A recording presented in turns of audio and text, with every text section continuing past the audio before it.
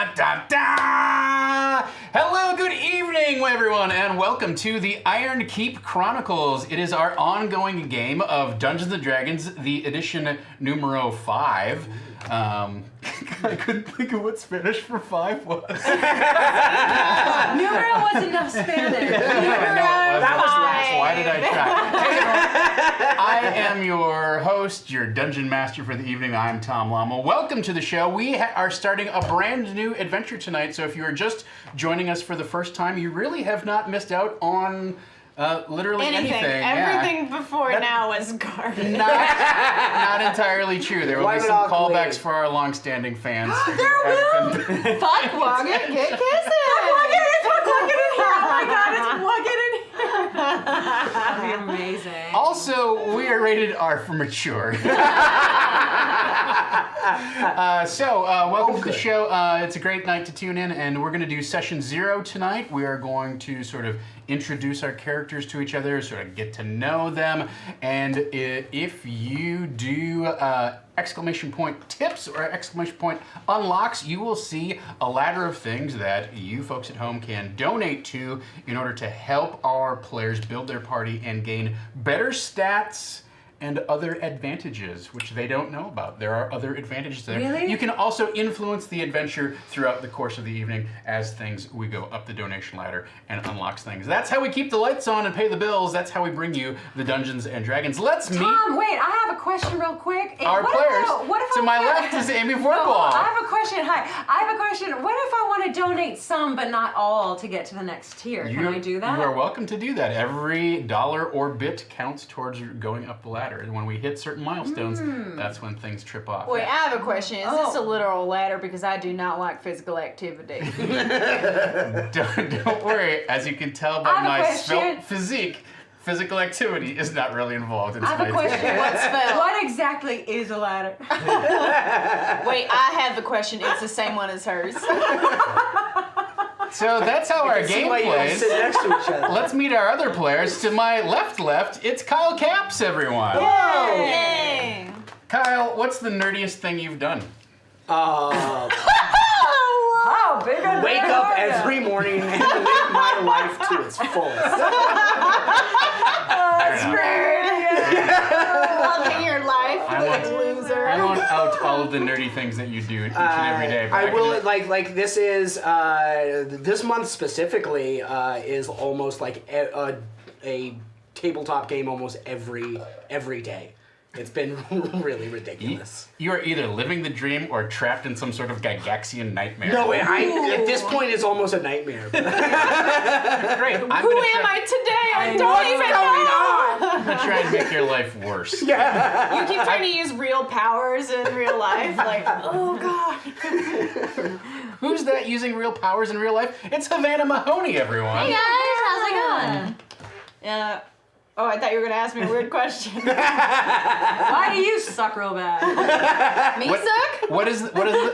Let's go the other way. What's the most jocktastic or athletic Rowy activity? douche. I used to be on a swim team. Okay. Wait a minute. Am I wrong? Didn't you do like lacrosse or something like that too? Did you do powerlifting? Oh yeah, I used to be. Okay, you're right. I used to powerlift. I used to be able to deadlift 300 pounds. I don't know if we're doing a bit or we're No, actually. that's real. That's real. There's not a lot to do in Kansas. Except get really strong and play video games. Very good. Or smoke meth. I did not do that. Let's meet someone who has definitely not smoked meth. Reichert. Hi, everybody. Are we clap? Why am I the only one who's clapping during don't that? I had a Coke in my hand. It was his birthday yesterday. Give him some clap. It's true. Hasn't he had enough? Give me the birthday clap. Eric, I know you played Sea of Thieves on your Twitch channel last night. Did you ever actually capture any treasure you managed to hang We on got a to? shit ton of treasure. We got a lot of treasure. We got a lot of treasure. I'm sorry. Yeah. I logged off at midnight. I needed to go to bed and be a responsible person. You were there while I saw you in the chat while we got treasure. Yeah, I was there while you sunk your ship. I mean, we Someone else did that something? a couple of times, but we still got a lot of Yeah, treasure. which time are you referring to, mister? You were busy trolling. Yes. I was busy trolling. It was my birthday, and he trolled me on Twitch. That's how he shows love. That's the kind of relationship we have here. Also, I should mention that if you sub up during the channel, or you renew your sub, or you use your Twitch Prime subscription, etc., etc., etc., you can give rerolls to people at the table. So you get to pick someone, and they get a little token provided graciously by Campaign Coins that they can use to reroll a crappy roll that they don't like. So far, Risky Pixels sends their resub reroll to Amy Vorpahl. Thank you so much. I think Zathir has one coming in too, and you don't have to use them on tonight's show if you don't want. But You have to. You could tune You into. have We're right here. You can Don't be save it rude. for, we play Starfinder on the show, and we play City of Mist. Were you guys playing Starfinder last night till midnight? Yeah. Jesus. That's exciting. Christ. So Did you do that one? What? Starfinder? Oh, I haven't. No, I haven't. Oh, okay. Gojira. I thought you said, did you hear that? Thank you for Kyle, the did you resub. hear Did you hear that? I was like, I heard Starfinder. Like, all right. You know those two words exist, and you put them together, and it makes a tabletop. It's a very popular game. So, one thing that we have unlocked here through our donation ladder is we have unlocked inspiration for everyone. I was meant to bring some new inspiration tokens, but I didn't. So we're going to use the ones from previous seasons. I don't know who wants to be whom. We have plenty of options. Well, we don't have plenty of options available. We have some options available. So, Eric, you want to use your? I'll use Keep my I'm own. gonna send you. I'm gonna make you that guy. Sounds great. Thanks, chat. Pick one you like. I went Thanks, this guy. chat. I think this is from I'm the sorry. Beasts, There's- Fantastical Beasts. There's one more. I'll Ezra, check. Ezra Miller's character. Maybe. Like it begins with a C, like Yeah. Chive or something. Clive. Chive. I hope his name is. Wow! Look at all the money. Whoa! David Flagel, thank you so much. David, Okay, David, have you listed stop all of it. these? Like Estelle Castillo. Thank you. Yes. RJ Canuck. Thank you. The Bard 1971. Thank you. Thank you. And then all the resubs that you're gonna We're call off to a out. great start. And That's David a lot of Flegel. Thank you. Thank you very much. Also, thanks to our friends in chat, we have unlocked a moment of heroism for each of you. We're not gonna give bumps out. I sent you, or I posted a link for the posted. Yeah, Posted a I link. really posted like the a link. mechanic. I Yeah. do too. And, it's like the rule of cool. It's, Yeah, it but is like the as a real mechanic. cool, but as a mechanic, and it might not be cool. So I have the printout for you in case you don't remember. Phenomenal. Thank you. Really great. And in case you didn't get a chance to look at it, Havana, I will share Thank you this so with much. you. This is sort of a little house rule. You will see how it works. It's called Hero's Favor. With all of that paperwork behind us, thankfully. They never tell you how much paperwork is in D&D. It's a bureaucratic nightmare. I love it. Amy Vorpahl has composed a brand new theme song for I us. made a theme song, and So excited. I will say this is one of many. I'm gonna try to do it like Barky's Brigade, where I made one every week. Not a We did theme, that. not a theme We did that song. for 2 weeks in a row. We did that for 2 and weeks in I a row. wrote the lyrics. That's right. That's right. I was busy. It was promising, now I is have what it nothing was. to do in my life. So, It's very promising. but yeah, here is Ironkeep. For one reason or another, I left my father and mother and everything I've known. Oh, they say they are always with me. I know it's true. I do believe. And they say to go. Oh, go forth to where the forest is deep and look for the one who's looking for me. I accept this quest. I will do my best on my journey to Ironkeep. Yeah. That's like, thank you. That's like all of us. Each character is leaving home for one reason or another, and then hopefully gonna go to the Ironkeep. Very good. Lands at the There's a little bit more. We've had a bunch of subs. BSB Care kicked in some cashola. Thank you so much. Thank you very much. If you see a weird tiny dog deer kind of just floating around this height, that is my dog, Luigi. And he's mad that he's not having more French fries. So, He cool. Giants 49er, thank you so much. Oh, he needs a little water. Wow. Very good. All right, so Zathier sends their reroll to Eric Reichert. Oh, Bam, thank you. that's one for you. Happy Shimmickson sends their reroll to me. Bad call. Yes. Gojira0307 sends their reroll to Amy Vorpahl. Thank you so much. Dancing Dan also sends a reroll to Amy Vorpahl. Thank you, Dancing Dan. The Marek sends their reroll to Havana Mahoney. Ooh. And Tyler Boyce sends their reroll to Amy. Thank you, Tyler Boyce. Sitting pretty on those. Yeah. So, very good. Show Kyle some love. Show Kyle some love. No, honestly, I like failing. But oh man, he's an artist and he drew. Are we doing characters yet? Is he gonna show the characters? Well, like I'm supposed to have until next week to finish it. Okay. Well, we That'll can come out show. next We week. can show what I have so far. Yeah. The Marek, thank you so much for the donation of $10. All right, so you let's jump right into the action here. That's the way we have taken care of enough business that it's time to God damn it. Wow, yeah. kick things off. It's going So. going crazy. All right. Very good. I'm just looking at what we've unlocked here. Very nice. Amy's favorite surprises. Secrets and surprises. All right. So you all, I have given you all a little background on what brought you to this point. I'm sure we will share that here throughout the course of the evening. Yes. But rather than just give long-winded monologues exhorting our backstories, let's jump into the action. So you find yourselves in the hold of a ship called, where's my other piece of paper that says the information thing? Sebastian. Thanks, Bastion Phils. Haverick's Thank you. Pride. The ship is called Haverick's Pride. You're in the hold.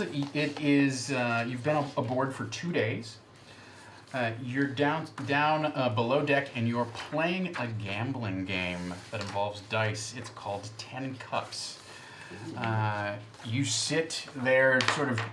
You have a bowl that you are rolling the dice into because the ship keeps swaying back and forth, sloshing under the constant onslaught of the waves. That being said, it's been a relatively peaceful trip. It's just the rise and the fall as you left Nimoir's Shimmickson.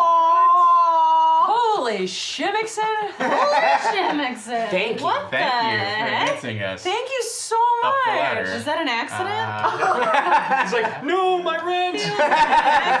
Missed the show. There's an I extra appreciate zero it. on there. Dang, thank you so much. It's been 2 days since you left Nimoir's hold. Just background for our audience at home. This game is set in 117 Dale Reckoning, which is about 1,400 years before the current events of 5th edition. Waterdeep is not a city yet. It is really a settlement surrounded by farmers and fishermen.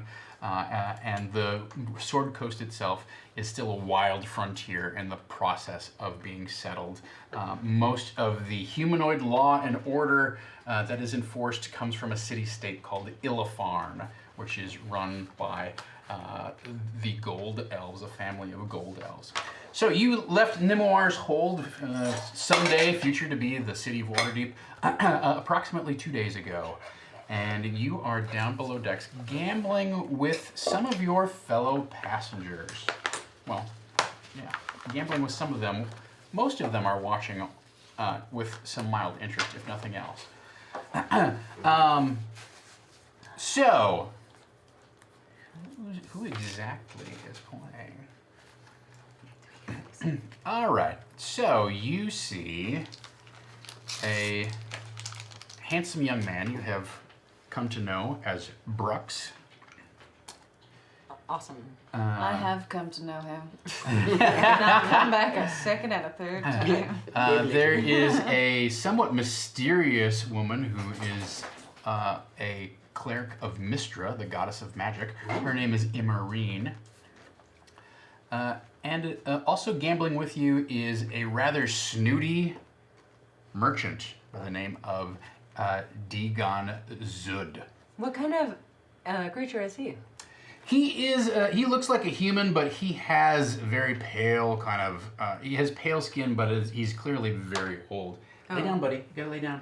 Lay down, Luigi. I love you. And as you have observed over the past couple days, he is accompanied by a wizard that he has apparently hired, a man with tattoos all over his face named Thargarion.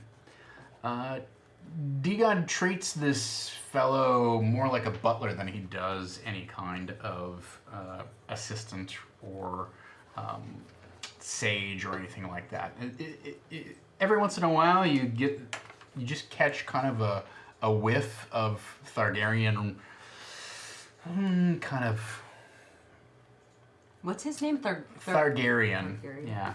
And You he's smell kind of, him sometimes? No. What I mean is that he kind of quietly displays his displeasure when Digon bosses him around. He has him doing menial tasks. In fact, even right now at the gambling table, he's fetched me another goblet of wine. What's their relationship? Well, Digon has apparently hired him for some purpose, but you haven't had a great chance to talk to anybody in detail, right? The first day of the journey,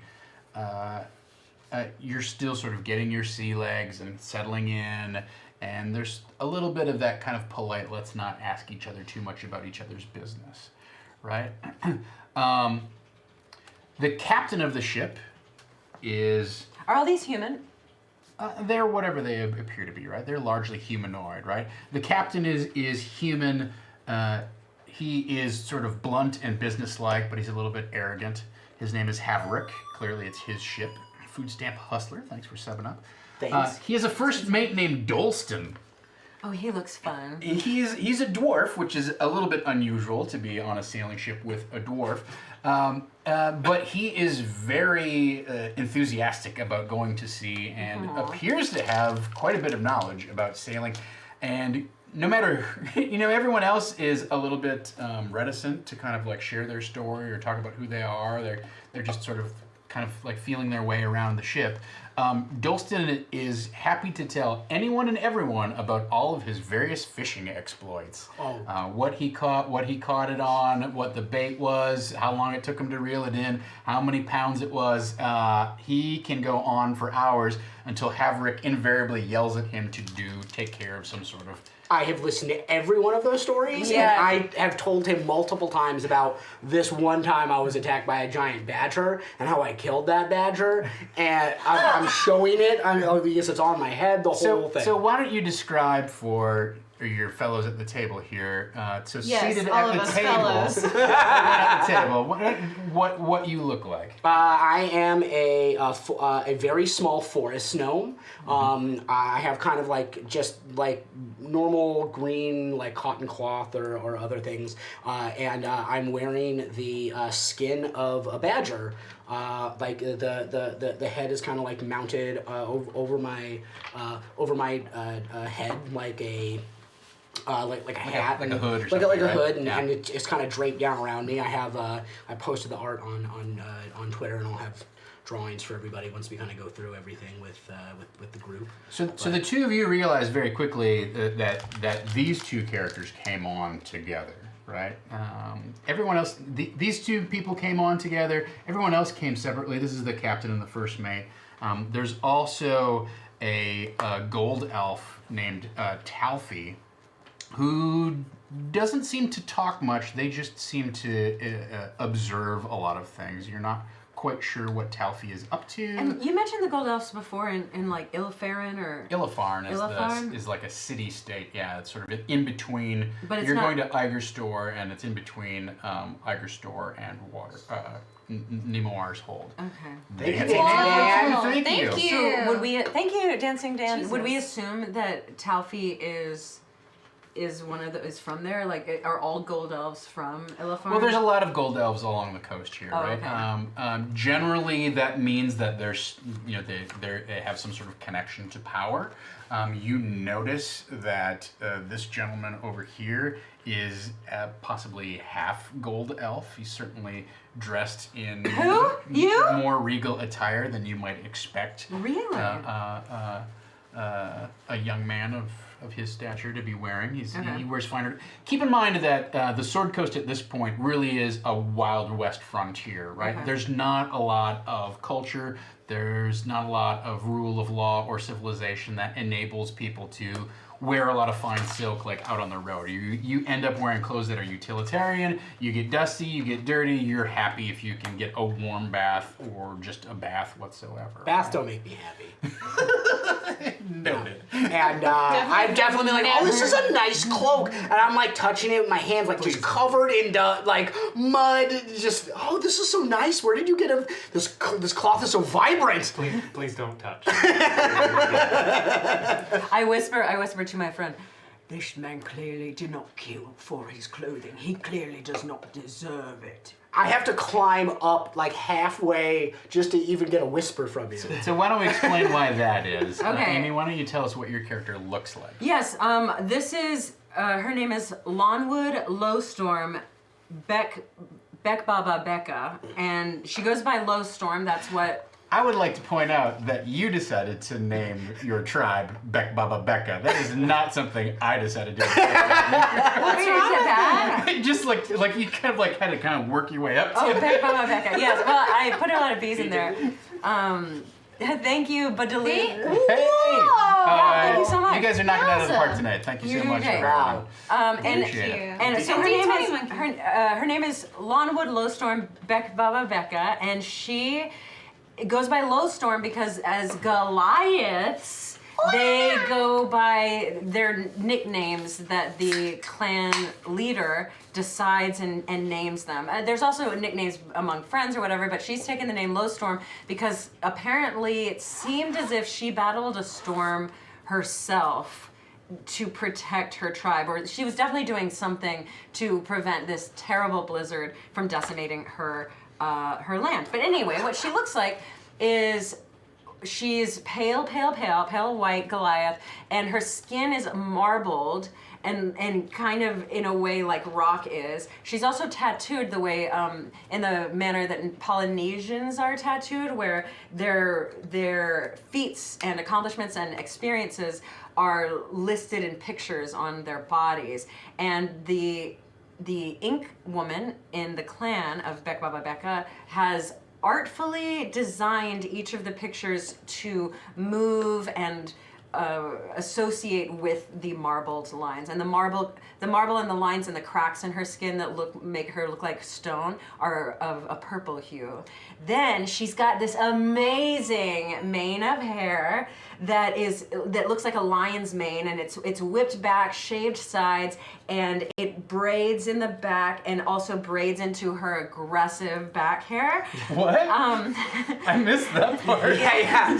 When I was drawing it, she was a specifically subtweet. sent back notes like, no, you gotta have the back hair. Well, to be fair, she has hair. She has hair very aggressively on her arm, and not just the way that humans feel like they do, like very soft little things. It's definitely protection against the cold. It's almost fur-like, and especially in her back, it's if you think of like a Wookiee, but not fully. So and her hair is silvery blue. So it's woven and braided in the back to kind of keep it secure. But there's also hair on her legs and arms and shoulders and everything as well. I'll have to make some adjustments to the And drawing. no, I mean it's fine. Like it's not like a Wookiee. It's Wookiee-esque. Like it's kind of like It's soft silky armor. hair, yeah. Yeah, That's what you're saying. It's not like coarse, it isn't fur. It is curly hair. hair, But yeah. It's beautiful. it's really It's like really a unibrow pretty. for your shoulder. So these yes. two, it's an 8.5 foot tall. Yes. Well, part 8'2". giant. 8'2" Okay, inches. sorry, 8'2", and then this maybe 4 foot, 3 Yeah, and a like half? 3.5. Yeah. But if we are downstairs in the hole Also- playing cards, she is she can't. She's lounging. Like oh she, my she god. can't. Do I'm like this. hanging on the biceps. Yeah, she's kind of spread like part. People are able to sit She's on on a her nice legs. chaise lounge.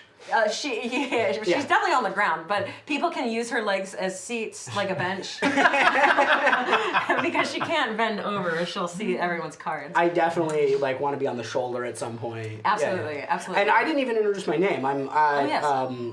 Jorvanzal Calcorin. But in mimicry or whatever they say is the greatest form of flattery. Right? Yeah, right. Yeah. So like I also want to call myself by like the nickname or the feat of mine, which was that badger I killed. That's like my one good story. So I go by the badger. Very good. All right. I guess we're going around describing at least what we look like. You don't have to talk in character or talk much about the background of your character, but why don't you tell us who do we see sitting across? So Dagon is playing Thargarion is sort of attending him. Immarine is playing Brooks, and Jorvin and Lowstorm are there at the table with Alton Newberry. Alton is he's half elven. He's got kind of a goatee, kind of looks like a swashbuckling guy, and he has very fine clothes that almost seem like they would be a military uniform, but not quite. But it's got epaulets, and it's got kind of the feel of like some sort of like officer in the military. But it's very well made and tailored, and he has a rapier strapped to his side. Mm-hmm. Okay. All There's, right. there's now like some mud prints on that cape a little bit. Yeah. I like the idea that it's not mud, but it's like pig pen and Yeah. it's just dust wafting out of you. Yeah, at this point, from touching you, my fur or my hair. Oh, it's a is dust very- buster. Yeah. I've got one of those. So the two of you are decidedly effective. not human. He's a half elf, and then Are you a gold elf? No, Okay. I'm half elf. half elf. Okay, So there's not really like a half. If you're not full elf, you're not an elf. Ooh. They've made that Really very clear. bad. And what's your name again? Sorry. Alton Newberry. Alton. Like Alton Brown. And then And Newberry like what? Newberry like. Like a new Like a brand new like the book berry. award. Washed. Like the book award. I don't You know. should wash your berries. Wash your berries, guys. The final participant gambling here at the table is also somewhat unusual and not a human. Also very anxious about gambling. Well, my character is Strum. She is a Kenku, but unlike other Kenku, as she got older, she kind of she was born and she grew up with very dark feathers, like the rest of her flock. But as she grew older, these other colors started appearing in her plumage, and she stopped growing. And so everybody else was getting much taller than her and maintaining this like sleek black feathers, and she was growing this entire plumage of white and this very striking heart-shaped red patch in the very center of her breast. And because of that, because she was stunted and looked very different than the rest of the Kenkus, they started shunning her for that reason. And then also she has like a very different perception of life, and creatively is much more adventurous and unique than the other Kenkus, which she tried to stifle that to fit in, but once the feathers started coming in, it was impossible. But if you want to look it up, I'm modeling her after a red-breasted grosbeak, so you guys can Google that if you want. But she's a bit smaller than other Kenkus, but she still maintains that full bird form, and but she has like a shorter beak, and then the plumage and little specks of white feathers throughout her plumage. And she wears regular bard regalia because she followed that. She pursued the bardic endeavors. So, but it is speckled with bits of fabric that are warm in color to kind of complement her signature heart shape in the middle of her breast there. So it's like reds and oranges and yellows and things like that, kind of peeking out throughout the brown leather. And yeah, she always has someone made her at some point a custom guitar but it's fit for her, so it looks a lot like a ukulele. But it also has this signature heart shape in the, I don't know what you call the opening, but I also don't know. the heart-shaped opening. Yeah. There's a Despite technical name for having that. a ukulele, I'm not a musician. Very good. Let's quick take care of some bookkeeping here before we get into how this little gambling scene plays out. So, Dr. Faust Painting Clinic sends their reroll to Kyle. There you go. Venus Sky sends their reroll to Amy. Thank you, Venus Stacking it Sky. up. Very good. Sharon PDX sends their reroll to Kyle. Thank you. Yeah, thank you very much. Goddammit RJ sends their reroll to Havana. Yay! B. Duluth also sends their reroll to Havana. Thank you guys. Food Stamp Hustler sends their reroll to Eric. Thank you. I'm not hearing my own name get called here. I love it. D20 Monkey gives their reroll to Havana Mahoney. Thank you, D20. Woohoo! Thank you. Tippy also gives you a reroll, Whoa, Havana. thank you, And Tippy. James V sends their reroll to Amy Vorpahl. Thank you, James B. Also, thank you so much to D20 Monkey, James V, B. Duluth, Dancing Dan 42, and of course Shimmickson for taking us all the way to the top of our donation ladder. There is going to be some interesting things happening throughout this adventure, Oh my and you're going to gosh. have some big advantages. Do they know what Thank it you. is Thank and you. we just don't know? Thank you. They know some of the things, and then some of the things are just said, this is going to happen at some point. So, Do we get like 5 magical items now? Yeah. when we build our It becomes character? 4th edition. you know, it's not 5 magical items, but some things will happen. Oh, cool. All right, so thank you so much to everyone for helping us keep the lights on here at Saving Throw Show. So everybody, let's each roll a d20. I'm going to roll 2 d20s. Let's find out who's currently winning our game of 10 cups. Oh, I got a natural 20. I got a natural 6. Oh, You're a natural 12. Natural 15. 8. 8. I All got right. in second. So curiously enough, Immarine is winning the game of 10 cups right now. Is that curious? Is it because she's a woman? She's probably using magic. She has this, because her eyes are gold. When she looks at you, it's almost like she's looking like right through you. Her gaze is just this very piercing and almost unsettling kind of experience. And the thing that you slowly realize as you're sitting around here playing is that she doesn't blink. Certainly not as often as any of you, and maybe not. You're kind of, I'm sure as one of you starts realizing this, you start kind of counting 1001, 1002, 1000, and she goes a full like 60 seconds before you see just sort of like a quick, very almost like deliberate practiced blink, and she keeps playing. And she never seems to get rattled during the game. It doesn't matter whether she puts a lot of money into the bowl or a little bit of money.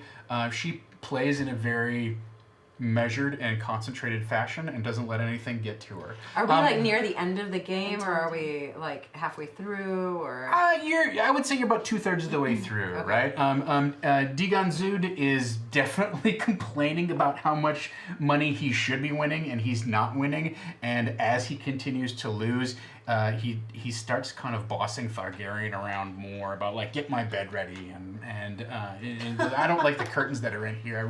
I should have gotten my own private suite. I don't know why I'm getting treated this way, that sort of thing, right? Ugh.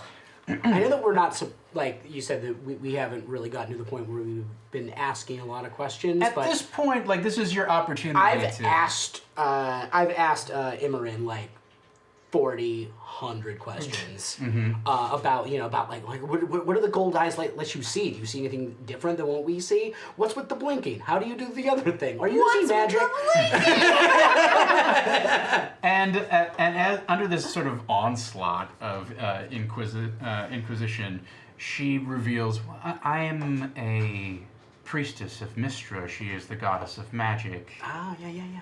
And so her essence flows through me. I'm able to channel and redirect it to the greater glory of Mystra. So do you see like magic and stuff with those eyes? Yes. Oh, cool. Like what does magic look like? It is a beautiful sight. It is multicolored. Each aura means a different thing. The weave itself has different tangled strands, some called evocation, flashy, explosive power. I've had a few of those. I used to be a mushroom farmer back at my own, down back at home. And then I give her like a whole thing about my home. And I was like, we've had a few mushrooms. They let you see like colors, a bunch of weird stuff like that. I think I know what you're talking about.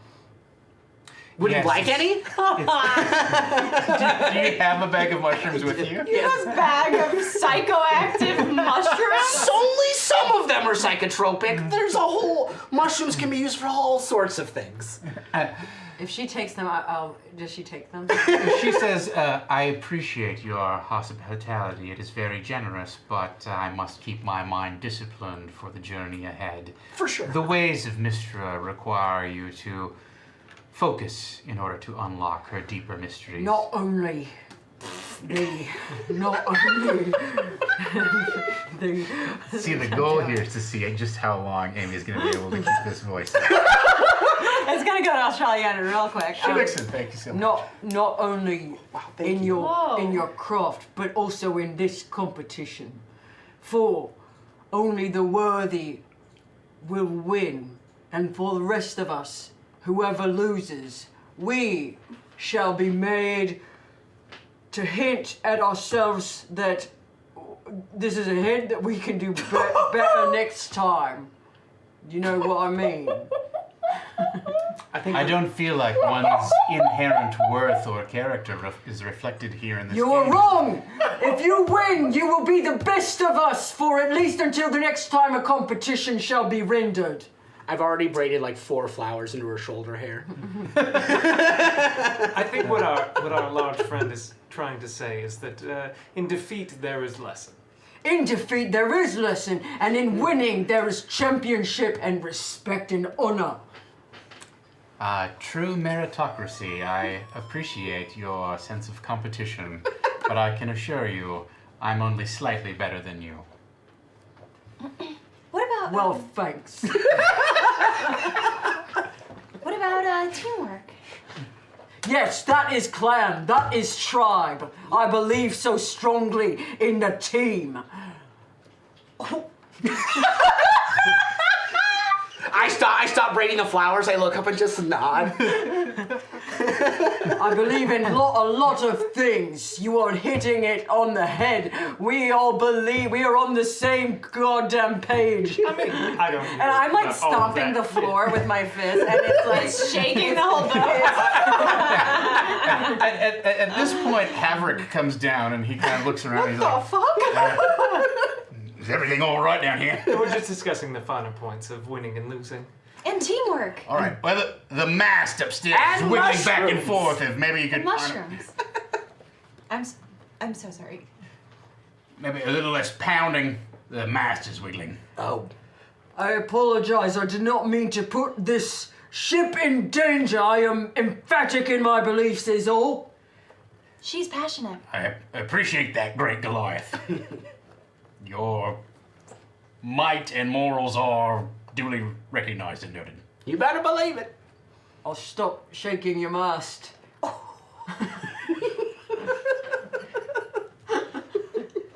Very good. Turns and leaves.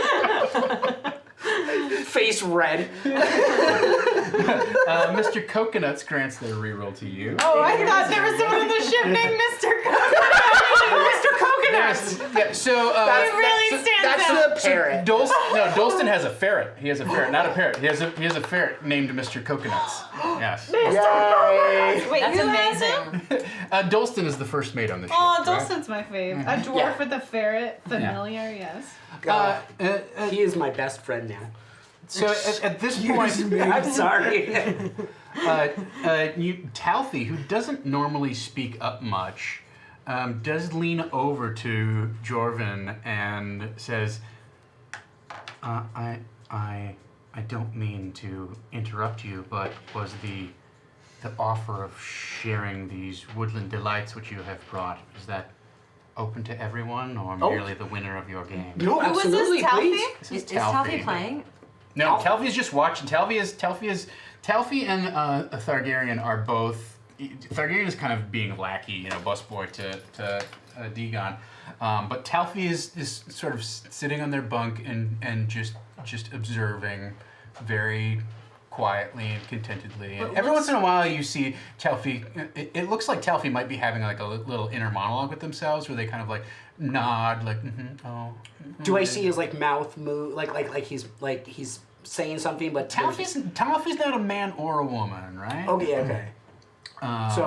But do yeah, I- you do definitely I see see you their definitely mouth see a move? little bit like their lips move a little bit sometimes, but mostly it seems to be one of those things where there's an internal monologue going on, but then they're agreeing with themselves when they reach a conclusion that they like. I definitely offer the mushrooms that I have in my hand, and then I pull my bag onto the table too and open that up, and that's just like full to the brim with mushrooms. I'm like, please take your pick. I brought along like everything I could pick from the family farm. Do you know what each one of those are?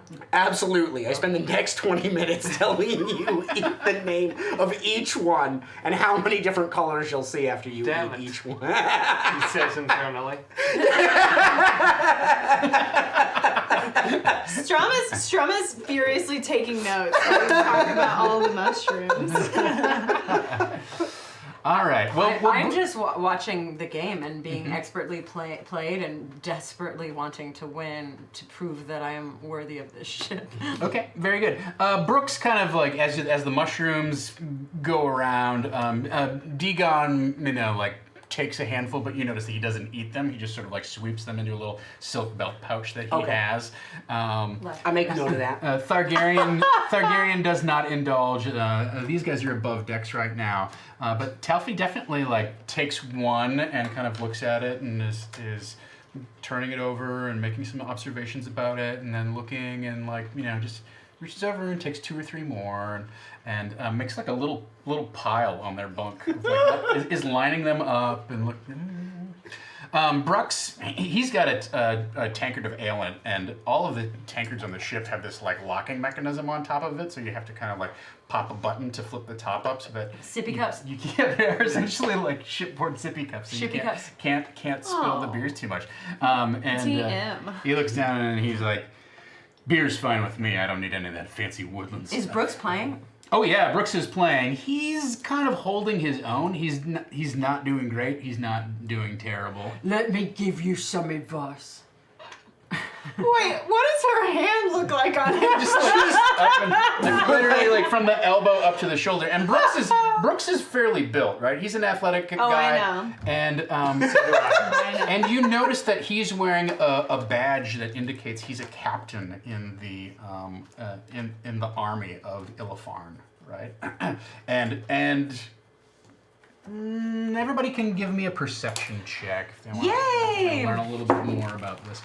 I definitely want to know about his soldiering. So if you have a little X, I've given you a very basic character sheet. We're playing level 0 characters. So just my wisdom, right? So if you have an X in the box for that skill of perception, then you have advantage on that roll. Oh, okay, cool. And you use your wisdom. Ooh, 17.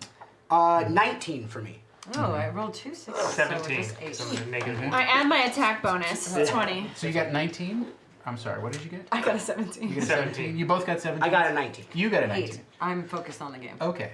You're focused on how big your hand all looks on three the of you know something. Hell yeah. Yeah, you're busy like trying to figure out how you're going to give everybody advice about how to live their best life. Did you plan for your character to be a motivational speaker? That's how she got me to come. I know she's got a code, but no one's living their they're not living by the code. I'm living by my code. Yeah. The three of you know, I mean, you all know, but the three of you quickly make the observation that like life on the frontier is tough, right?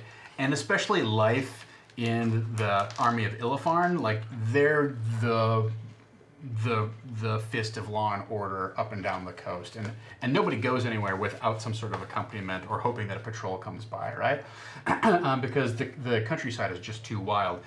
And you're looking at his badge and you realize it is brand spanking new. Like a guy who's served a long time, at least in that position, would definitely, there'd be dents and dings and things like that from the wear. But and his clothes show wear, so it's clear that this is not his like initial stint in the army.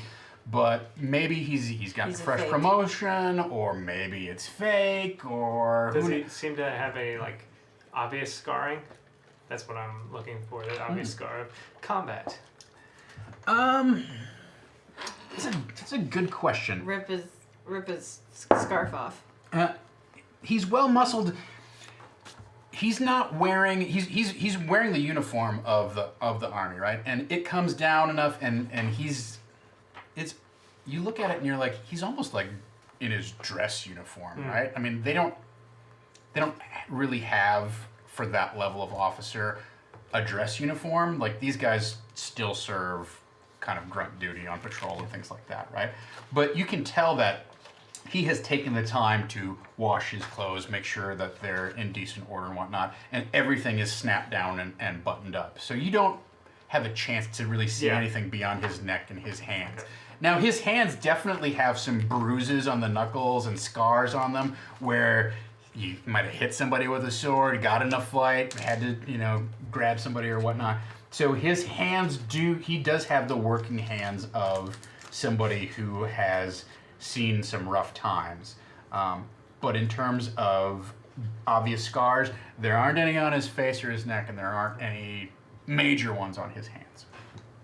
So Brooks, Only one where more have phone you? I mean, not to pry, but. Oh, not to Where- interrupt, I was about to give him And you see Brooks kind of like as the hand on his shoulder squeezes. well-needed advice. Oh yes, sorry.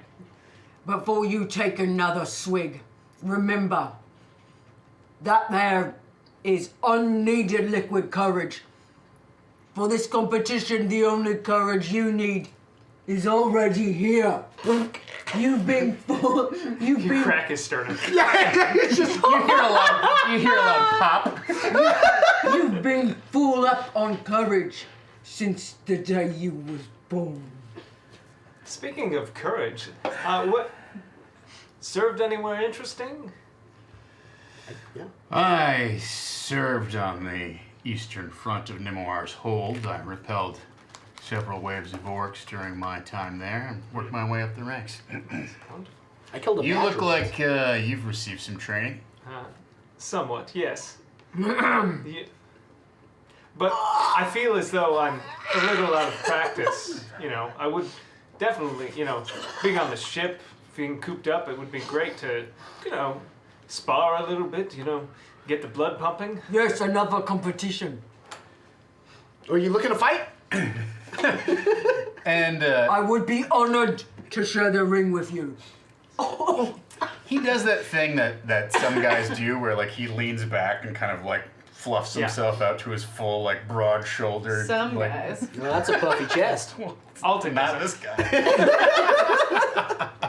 Alton doesn't puff himself. Yeah, and he kind of puts his hands out. And he's like, "Well, it's kind of late, and I've had more than maybe I should have. Oh. But tomorrow, up on deck, we got nothing to do but kill time." Yeah, and that would be. However, Okay. I am free tonight. As am I. Should you wish for a bout, it seems as though I might miss out on winning this game, and while I do appreciate the lessons it will teach my brain, I also just desire to prove myself among this party. At this point, I cannot tell if you're accepting me. At this point, you see Talfi over on their bunk, just kind of looking back and forth and back and forth and back and forth, and just kind of just the hair just starts waggling. Talfi seems perhaps like they're a little bit upset, but but they're not going to do anything to interfere in whatever's happening here. That sounds like it would be delightful. I'm mostly interested in practicing my sword work. I spent some time actually in the academy, so I've probably done as much training as you, obviously, and not as much experience. That's why I just thought someone who'd been through the training and seen actual battle could show me a thing or two. Are you denying my request? Of course not. Don't cry. Don't cry. If you wish to trade blows with weapons, I'm always looking for more practice. Then it shall be. What happens? Well, Can we you have to not finish the stand game. up down here? I don't know. That's up to you. Yes, after this game, you and me and some swords, I shall need to rent one. I have a lot I've just got picked up on the way. If you don't have to. They're Or probably borrow. too or small. Take? Or what is happening? You could keep it. Yes, that is clan. That is tribe. I just want to look at it sometimes. I have rope. We can tie a few together for you. After this game, you, me, some swords. At this point, Digon Zud looks up and he's like, well, I don't know about the rest of you players, but I have soured on this game. I would much rather see a competition between this Goliath and Is it because you're losing? Coward. Yeah, I feel like that's really the main reason. It's because he's losing. No, a competition shall always be finished, you cowardly. I assure you, Bloody- I'm more than willing to play tomorrow night and win my keep back, but I am anxious. all of this talk about tomorrow, it is making the fire burn in my blood. You know, I wrote a really good song about tomorrow. Would you like to hear it? Yes. Absolutely. I would love to. She strums on her guitar. Tomorrow, tomorrow, I love ya. Tomorrow, you're only a day away. I mean, that seems obvious on its face, doesn't it? That seems obvious on its face. Only when Tomorrow you is don't always think about a the day away, subtext. isn't it, really? I don't know. What's he saying? I think he just doesn't understand the subtext. of No, what this you've is done. what's going on. He doesn't want us to criticize him, so he is criticizing you. Oh. Oh, that's not nice. You need to finish this game, or forever be known as not worthy of this ship's party. Yeah, I've been taking thorough notes, and you've lost 13 times in a row. Also, I would suggest not making that one mad. Targaryen, another round of wine for everyone. Not I. I also have been full up on courage since the day I was born. Strum accepts the wine, but she drinks out of it like one of those. You tilt your beak into the... That was fascinating. Fascinating. All right. Well, let's have a roll to finish the game then. Okay. Does anybody want to cheat somehow? I barely know the rules right now. You try to cheat. You play like more on cards. I'm playing with my cards facing outwards. I am gonna pay very close attention to Emmeline. Not great. Emerine? Emmeline, is she the one who doesn't blink? Do we have anything that we add I'm gonna to this? try. No, so it's just a 15. Straight up. I got a 15. I also I have have a 15. So the three of us tied. What did you... I got a 3. Natural 20. Nice. So, Wait, does that mean I win? Yeah. I think so. You and I roll off. Roll up. Yes. I got a 16. Uh-oh. Oh, okay, wait. I really want her to win and not know what to do about it. Okay. 16. 16. Roll off again. No, you know what? Here's what happens. So you end up splitting the pot with Emerine. She was quite a ways ahead, and in the last couple rounds of 10 cups here, you managed to get on a hot streak, and the two of you, by the time the game is over, have split the entire pot that everyone else has chipped in. Do we get to keep the cup? Souvenir cup. Just figuratively. What all is in the pot? Oh, okay. What all is in the pot? Is it just gold? It's- Is it? you guys aren't playing for gold. That's way too much money. You know, there might be a few silver pieces and there's a bunch of copper. You're really just sort of playing a friendly game. It's the second night. Is it shiny? Is it shiny? Yeah, absolutely. Yeah. And at one point, Emerine actually sort of goaded Digon Zud to throw a few small gems in there. So there are a couple very tiny little emeralds that are also floating in the pot. And Emerine herself takes her gold out of the pot, and she sort of pushes the emeralds towards you and says, "You can have those." Really? Oh, thank you. Yes. She just holds them way too close to her eyes. Wait, are bird's eyes like this? All You right. too. May you always keep this victory with you.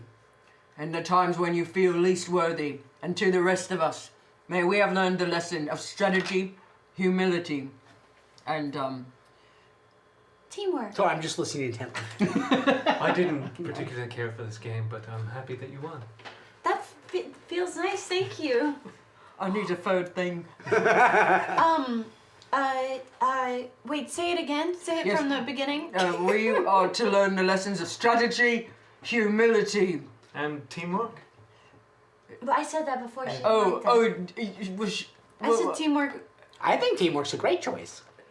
Teamwork. Maybe all learn that Yeah. and keep that with us the next time we're playing this. Well said. So how about our sports infinite? Sportsmanship. And sportsmanship, and are we keeping going on the... Speaking of sportsmanship, now that we're done with this game, let's go above decks and see who is the better fighter, shall we? How much gold or how much stuff did I get or how much is it worth total? How much is it worth? How much is I it think a worth? friendly game would max out at 6 gold pieces. So I'll go higher than that. You know, I say you got a 2 gold pieces worth of gems and whatnot, right? So probably altogether it was like 4 gold pieces that you were playing for, but Emery got 2 and you got 2. Okay, 2 gold pieces You got 2 worth gold pieces worth of stuff. change, yeah. And that includes the emerald. I'll try and sell. Before everyone goes upstairs, I actually bring Jorvin over into a corner, and I sink down and I put my hands on his shoulders and I go, "Oh God, I lost. It's okay. I lost." It was a learning experience, though. I say that, but also I'm bad at the game. I'm not good. No one likes me. Just think of the positive, though. You get to punch the elf in the face a bunch of times. That's where I'm going to do that. But right now, I need to tell me that I'm worthy to be You on are the ship. absolutely worthy. I look up to you like no one else. That's why I've accompanied you on this trip, so that I could see the greatness that you have to give to the world. So Strum Right. sees this going on, and she picks whatever grubby pieces of coins are out of the. She just wants the shiny ones, so she'll pick whatever grubby pieces are in her stash, and she'll go up to Lowstorm. Lowstorm and go. Do you want to share in my spoils? Now that is clan. That is tribe. However, the other thing about it is I entered of my own accord, and I would not take from the victor what is not mine. You could place it as bets against for her. We're going up to fight. Oh, okay, would that make you feel nice? That would be most honorable. A handful of mushrooms for Lowstorm. and immediately Talfia's like, okay. Talfia's so high. Nobody knows, bro. Nobody knows. You're fine. You're fine.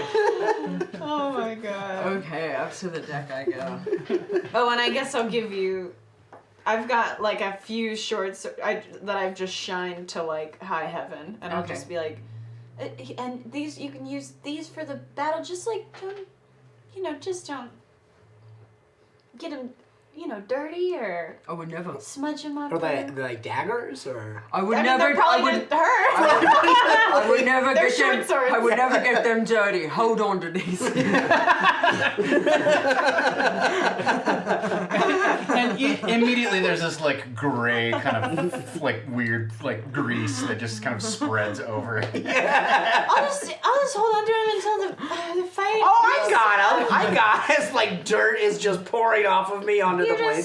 And like the hilt is covered with this badger hair, this dagger badger hair. Just- Like the cape is constantly shedding. So you would think that it would be completely kind of bald at this point, but no, there's a small cloud of badger hair that follows. There's it. all- It Always died following. with alopecia. The early stages. Okay, if you. He takes pride in helping me. Let him have it. All right, but maybe I'll just. She's like, they're going up the stairs, and she's just following him with a cloth, just like wiping it down. And there's just this barely perceptible, and yet because you're so close, you can hear it. Every time that Jorvin takes a step, there's a little bit of a sucking sound as he lifts his foot off of the What a board. gross person. Great. Surprisingly, though, smells like flowers. That's good. Yeah. I'm half forest gnome, half trash gnome. All right, you get up. Your pelt's not a badger, it's a raccoon. It's a raccoon. Trash panda. Oh my god. Kill this dire You're badger. convinced it's a badger. Don't even know what a raccoon is.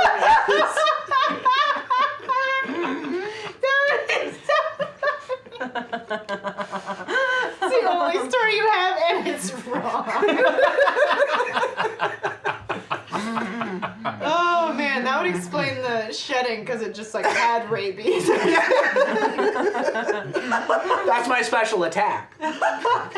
All right, so you get up onto the deck. There is an area toward the front of the ship that has sort of an open spot, although there's one curious feature on the front of the ship. Now, you don't know whether this is how Haverick normally transports cargo or what the story is, but on the front of the ship is an approximately, well, I don't know what this is, 3 foot wide, 3 foot tall, and 6 foot long stout wooden box, right?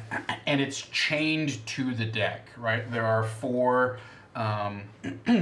different little, those U-bolts that are bolted into the wood of the ship, and then there are chains that strap over the top of this thing that keep it strapped down to the deck. Normally, you would have kind of this like free and open area to kind of roam the deck, and there maybe be some ropes and whatnot there.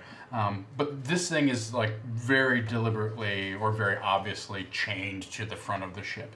Not very And you subtle. know that there is a cargo hold, in on the same level as you guys, right? So down below, and there are doors to the cargo hold that are next to this thing.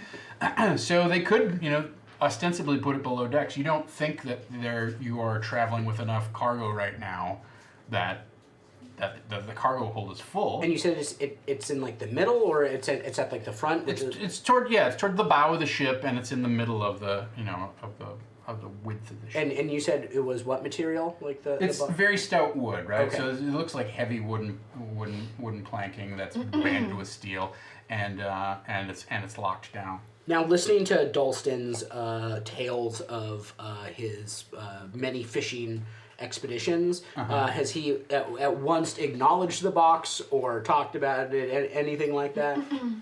No, he doesn't talk about. Okay. He doesn't. It's not a He fishing doesn't- box. He certainly doesn't. True. He doesn't volunteer Check that any off the information box. about it. Big tackle box. I'm curious as all hell about that box. Well, Oh, I think the that's big box, right? Well, for me it's big. Sorry, the normal size box for you. You're curious about it? Yeah. Well, you asked somebody about it. Okay. Hey, Dalston, It's never stopped you before. what's with the box? Huh? The box with the chains on the front at the floor. With... Oh, that's Haverick's private stuff. Yeah. Oh, Haverick. doesn't look very private. Oh. It's on display. It's just That's Captain's business. I don't want it's to. captain's business. Let me say this. We're known for being fast, and the waters are dangerous waters, and sometimes you gotta, pay a few people in order to take a shortcut. Huh? What? So the box is a shortcut. I got you. Yeah, he gets it. I don't get it. Huh? Yeah, well, ask him about it. He got it. What's he The mean? in the box is the shortcut. Oh, it's a secret passage. Sure. So where? Yeah, that's one way of looking at it. Yeah, I like that. Yeah. I don't think. Have they you ever understand. seen a sailfish? No. No. They're enormous, huh? 9 feet long, I caught one, 9 feet long. It was the most beautiful color of iridescent purple. Now, I put out just a stinky old chunk of tuna on the end of this thing, and I'm dragging it behind the ship, and I figure, I don't know, mate, what am I going to get? Fascinating. I cannot just say. You I should don't- let I him don't- finish the story. But we really wanted to get this sword fight in. And also, it sounds as if you're very proud of this. I mean, I would love to hear it, but she's very insistent that we don't differ from our schedule. When we have a tournament, we have to do it. Whoa! Don't tournament? let me get it. Yeah. You're gonna fight it. You're gonna fight her? with swords. Also, With swords? you and I should. Can you do a little bit of punching? Just a little bit? Oh, can I do a little bit of punching? You can try. I sure can try. She's real good at punching. I'm very good at it. I know. After this, you and I shall have a competition of catching the sailfish. Oh, they don't really. You can't catch those at night. I want to compete with you about something. Is there anything we can catch at night? Yes, is there anything that you and I can test our prowess at? There's two things: eels and octopuses. Then it shall be. Is it not Isn't it octopi? octopi? Yeah, I feel like. Huh? It's the plural of eel or octopus is The octopi. plural of eel is octopi. I'm fairly certain. How many times have you been fishing? Never. Maybe Yeah. it's octopuses. I think I would know what I'm talking about when I say octopuses. Octopuses. Oh, she's really giving me the eye. We really need to. Yeah. Oh, yeah. No. Let's do this. To the north! How about first blood? To first blood. It Okay. would be an honor. I unfurl in a poof of hair things. I unfurl my badger cloak and like the handkerchief at like the races. I wait for it and then like throw it up and then fly that down. I stand very far away. To indicate the start of the fight. All right. All right. So and you kind of get into your positions, and you can tell that amongst the the rest of the crew and whatnot, like money is going like back and forth, left and right. Oh, I have 6 grubbies. 2 handfuls of mushrooms. Anybody? All right. Wait, can I bet with anybody? Yeah, absolutely. Yeah. Who are you do I- betting on? Who are you betting with? I'm gonna bet for Lowstorm. Okay. Yeah. All right. I'm And are you gonna bet your full gold piece winnings No, from just down? the dirty ones. Oh, the dirty ones. All right. That is we'll just say like 30 copper. Okay. Okay. Who do I give it to? So I'm going to rule that first blood is 5 hit points worth of damage. Okay. It's not just like whoever hits first. All right. So that other John Stewart, welcome back. Whoa, Good to thank see you. you. Thanks for subbing up again. Thanks, John All right. Stewart. So with that in mind, A whole year. the space is cleared on the deck. You take out one of her little short. I have one.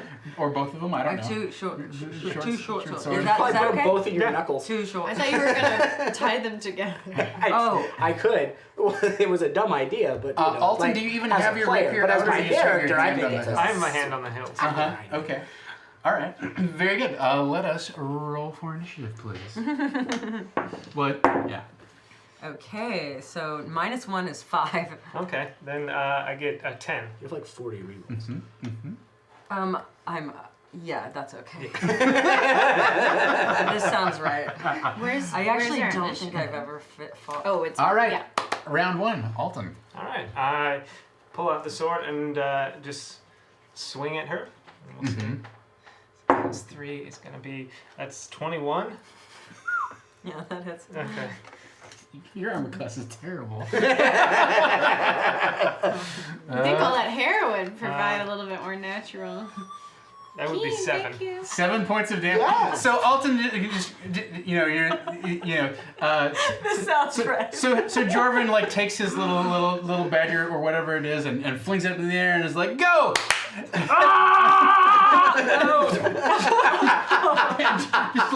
and there's just like this long purple string of blood that kind of like dribbles down. in front of Okay, you. so you do that, and you move to take the rapier out, and I leave it in, and just the point, and I go, No, leave it. Everyone, I have failed twice tonight. Let it be known I have been defeated by the wizard, the bird, and the nobleman.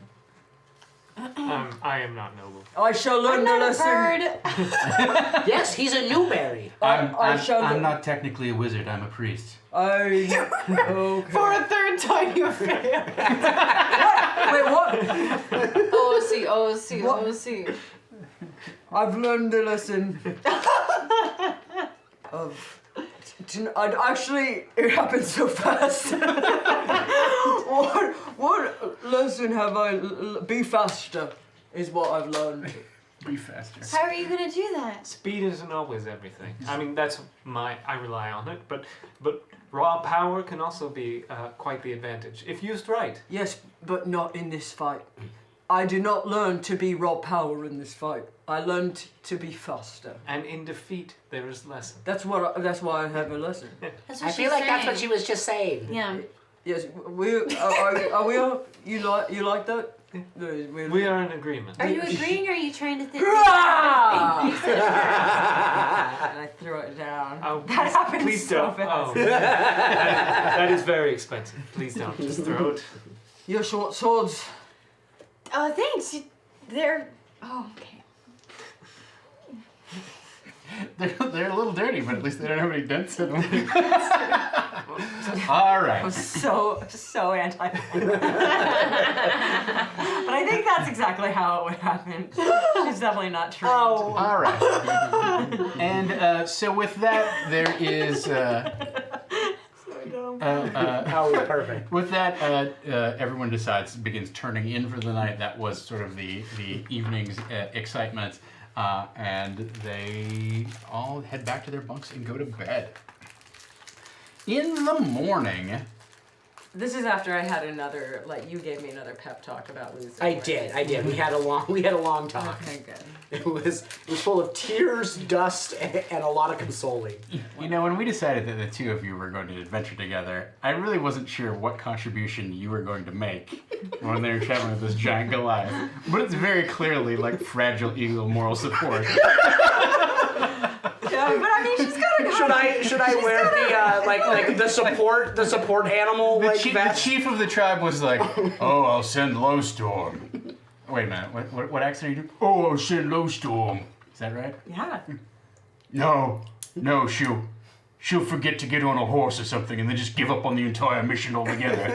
I need someone who can keep her going. Wait, is this before or after? Wait, I'll get that little fellow from down below the cliffs, the one who never shuts up. This plan is too Is that perfect. really happening? Is this before? canon? or This is after- canon. This is canon. Is this before or after the event that I was telling you about, my birthday? Oh, I don't remember that part of it. So. Yeah, you Anyway. did. Anyway, You'll there would remember. be a reason, a really good reason why she'd be so insecure Okay. if it was after her birthday. All right. Okay, so we'll make it after her birthday. No Wait, spoilers. Did I No forget your spoilers. birthday? I don't know if we knew each other. Oh, okay. Good. So Yeah, I feel like I wouldn't forget. the next morning, you continue underway. It is beautiful, calm weather out. You're sailing up. You're far enough off the coast that you can see land way in the distance, but it's certainly not, you're not hugging the coastline in any significant way. And partly he tells you there's a lot of pirate activity in the area, and they like to hide out along the coast, and they kind of launch themselves out and kind of box you guys in and box ships in and cut them off. But around about noon, you hear Dolston say, "Wreck ahead! Wreck ahead!" I immediately. I'm trying to clamber up to look over to just see the anything new and interesting, since I don't. Why don't you give me a perception check? I don't know. I'll help lift him up. Okay. You can see at my height. That will be 9 plus 10. 10. You can barely make out maybe it looks like there's a little bit of a white sail sticking out of the water, but it clearly must be broken, and whatever it was attached to is underneath the water or whatever. That's all that you can make out, just kind of looking from your bad vantage point, right? But in short order, they steer the ship towards this thing, and you come upon a ship. Why don't you give me a lore check? All of us? Yeah, anybody who wants to. With advantage. Where's our lore score? Lore is just intelligence. A 3. Yes. 11. 10. 17. 17. Alton, you recognize it's difficult to discern at a moment's glance, because this ship is literally busted into like hundreds of pieces, right? So there are beams and sections of planking and whatnot that are drifting and cracked and broken and floating all throughout the water here. But as you look, you can see that there is bobbing in one area, maybe part of the bow, and it says Estelar's arrow is carved into that portion of the bow, and you recognize Estelar as being an elven name. So this was very clearly some sort of elven craft, and for you, like, once you kind of put that together and look at the pieces, you're like, oh yeah, that's not local wood. These are, da da da da da. That sounds like an anagram for Estrella, which is star. Well, we all know my Spanish capabilities. Cinco. That's right, Cinco. So this is a bit unusual to you. You know that the elves do have a little bit of a trading route. They trade with their cousins over in Evermeet, which is off to the west, but it's a long journey. Evermeet? Evermeet is what it's called. MEET. But they're also known for like being very well-armed ships it would be strange for an elf ship to have been sunk in these waters. This is essentially like coming on like a battleship having been sunk, yes. Now, you don't see any signs of magical battle. You don't see any scorch marks in any of these pieces that are floating along. So there's no char marks or anything like that, which is something that you notice. But the ship's clearly been like wrenched into a multitude of pieces. Now you pull up alongside. The other thing that you notice is you don't see any bodies, right? You don't see any. You would expect that somewhere in the area around here there would be corpses floating or whatever. Not a single one. So as you pull up alongside, is there anything in particular that you want to do? The Captain Haverick does sort of slow the ship down and begin kind of taking a look, and obviously they're kind of under obligation to look for survivors, and they're not seeing anything. I'm not motivated to help people who are not here. Also, if they died, I'm sure they did no longer deserve to be alive in this hard world. There could be some cool stuff. Shinies? I'll pick him up if we find him. Oh, no, that's fine. I'm dead. I have no need for shinies. Yeah, either do I. I'm just saying I can help, you like shinies, I can help collect them. Oh, I That's mean, fine. shinies are fine. Okay. The thing you must remember is if you collect shinies, well, do not be dependent on them, because a lot of people want them, and one day you might find yourself without them, and then if you've been making yourself dependent on them, well, then when you lose them, what have you then? I mean, there's always another shiny around the corner. You're always cutting to the core of the issue. Yes. Would you like to hear my song That's again? me. I think it's actually pertinent to this moment. Okay. Yes, please. I'll just change the words a little bit to be more fitting. She strums on her guitar. Shinies, tomorrow I'll find you tomorrow. Shinies are only a day away. Are we staying here for a day then? Point of order. I think if they're shinies, they're right here, right now. Mm-hmm. Oh. There. What? Yes, that's what I was thinking. Are we staying here for a whole day? Well, no, I was saying if there's no shinies today, there'll be a shiny tomorrow. Oh, clever. I understood. Very clever. Not everyone I is do as not- well versed in the art. That's right. I do not want to explore this. This looks like the demise of an unworthy ship. And Degon Zud at this point bellows at Thargaryon. He says, there, that cask, Thargaryon. Fetch that cask. And for a moment, you almost think that he's going to have to, like, pull off his robes and dive into the water. But no, sure enough, Thargaryon casts a spell, and you see a cask begins slowly floating over towards the ship. Oh! A cask like a wine cask? Or, Yeah, it looks like maybe a little bit smaller. It's about yay big around. It's not like a full barrel, but it's I don't know, I guess pony keg size. I don't know if that's meaningful to you. Also, I know this doesn't jive with your philosophy, but an elven ship is not so easy to take down, so it's surprising. I wouldn't want to meet the thing that destroyed this ship. I am not so easy to take down, and yet twice yesterday I was. Well, that really stands to reason that maybe you are I'm- very strong. I'm not worthy. is No, what you're I- going to No, say? would not at all. I'm sorry, I just... Lowstorm, you have so much potential. Your muscles are. I'm just glistening. saying, maybe the ship had a lesson to learn, and now it's learned it.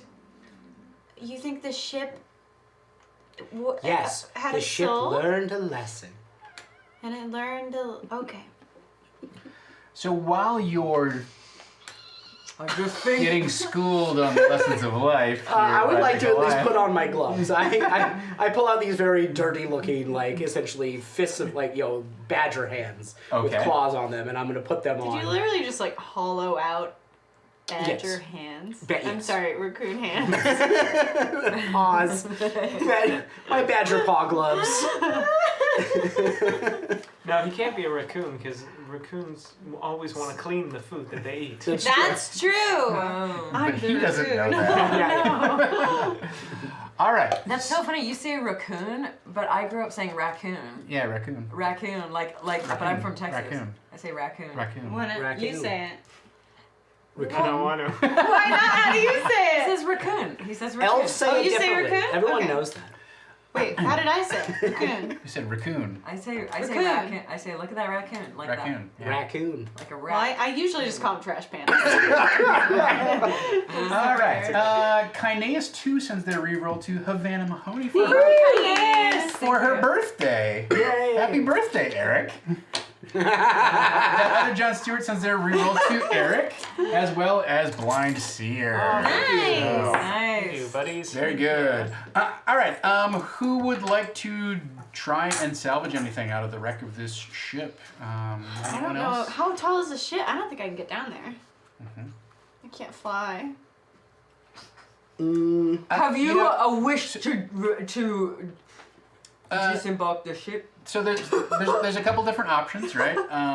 They can tie a rope to you and you can swim, which is not particularly recommended unless you're a really strong swimmer, think- right?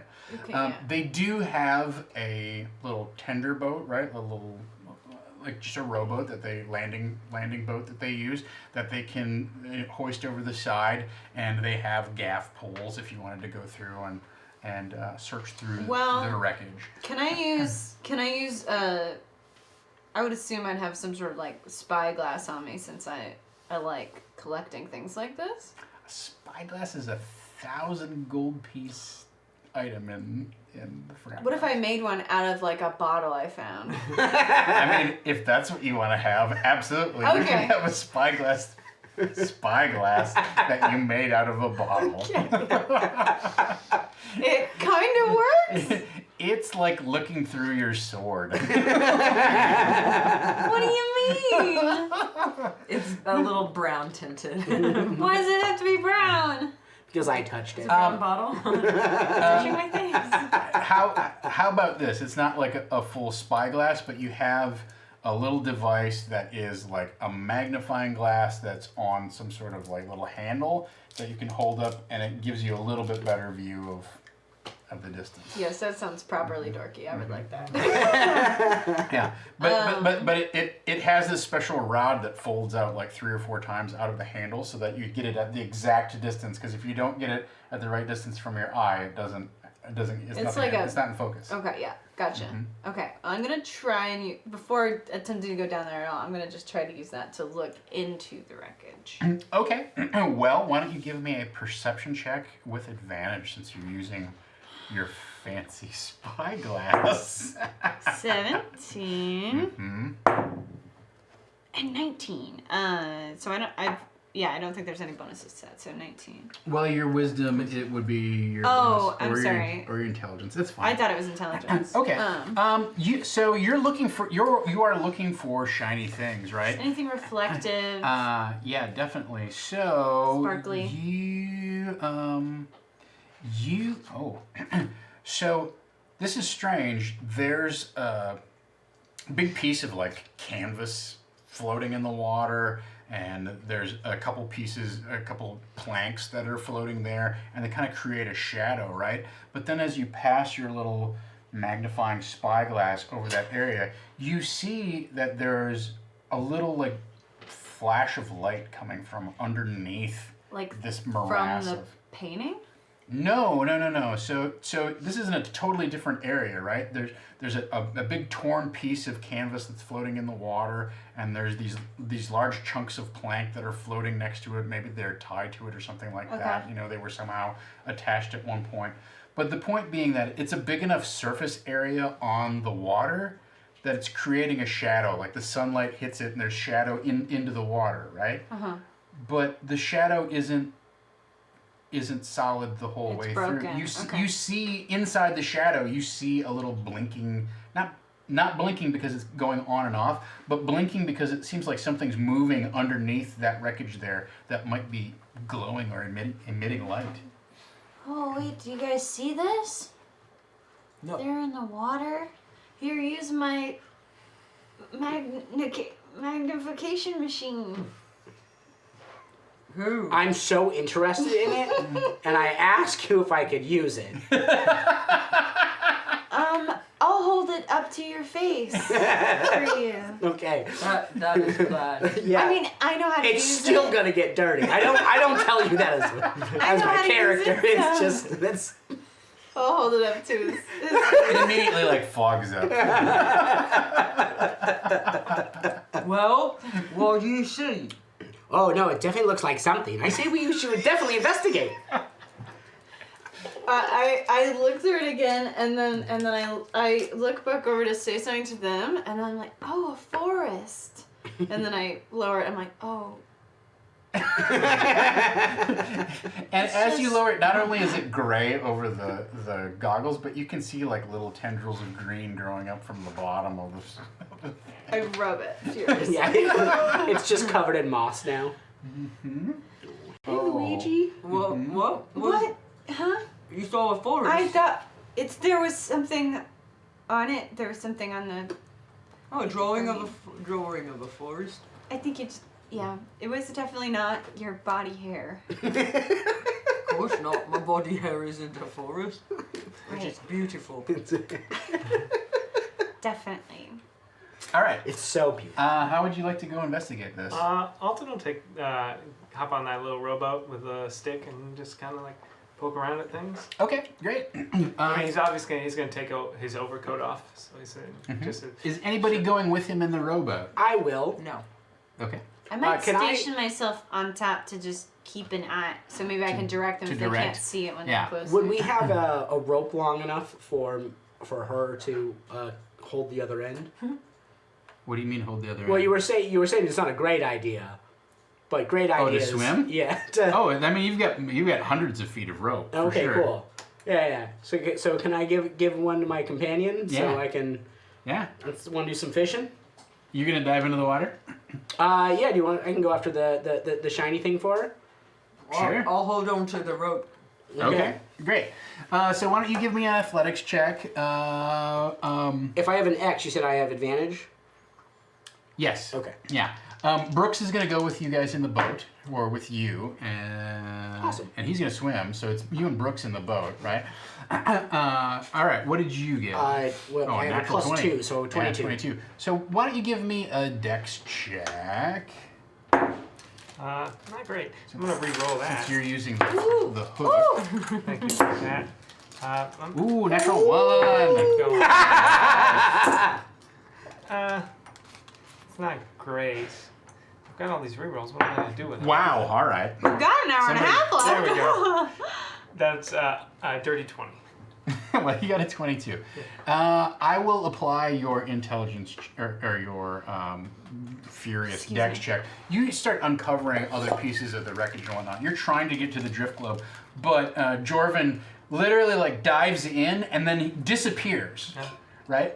Except that you can see these blurps of rainbow oil bubble up to the surface, and it's just this trail. When the bubble pops, like little bits of dust kind of pop. It's amazing.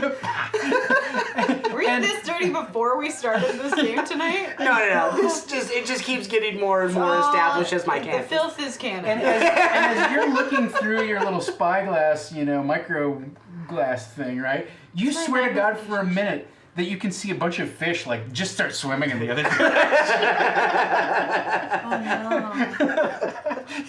Oh no. And then Oh my god, what if you're the big piece of tuna? and then as It's daytime now. these eaten by a rainbow sailfish. blurps come up to the surface, literally like 15 to 20 seconds later, it's belly up fish, belly up fish, belly up fish. How close is he to the fish? I'm in a boat. You should pick those on a up. boat? They're just sitting there. You should pick all those up and they're just sitting. Hey! Alton! Yes. Yes. You see those? Yes, I do. You just pull them in the boat. Braxton, will you please? Brux is like, does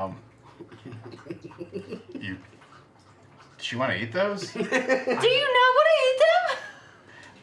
No, I do not want to eat them. What? Like, that's a belly up fish. That's They're fresh. What? They just died. okay. Hooks.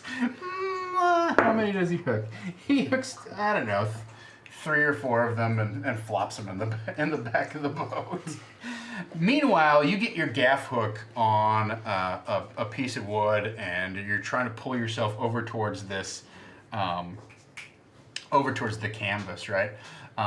But he's just making this. He's not coming up for air. That's the thing about it. He's like just swimming through the water, just paddling away, and as you tug on this piece of piece of planking, suddenly, boop! You see a little bottle with a cork in it come floating up, and it looks like it's crystal, and it's got this like effervescent blue liquid inside, and it's just bobbing up and down. You reach down and you grab that without any incident. That wasn't the original shine. That was not what you saw. What you saw, you get underneath and you swear that you look around and you're like, I don't see what she's seeing. All I see is the sun. But then you realize that the canvas is above you and there's this big chunk of decking above you that's floating above you. And it's really a bizarre view from underneath to see all of like the railings and the masts that are broken and hanging here kind of upside down in the water, right? But as you look up, you're like, is that the sun? And then you realize you swim up and you find this small crystal globe that's just glowing of its own volition, right? With its own inherent magical energy. And you snap it up in your badger paws. Yes. Does your cloak cape, does it have like pockets like a platypus, or how does that work? Oh yeah. It's gonna have some pocket. It's gonna have also I ferret things away. There's all sorts of stuff I like how happening. you said pocket like a platypus, not like pants or something. No, I mean this is a creature. I haven't heard of pants, but I've heard of platypuses. They're called platypusi.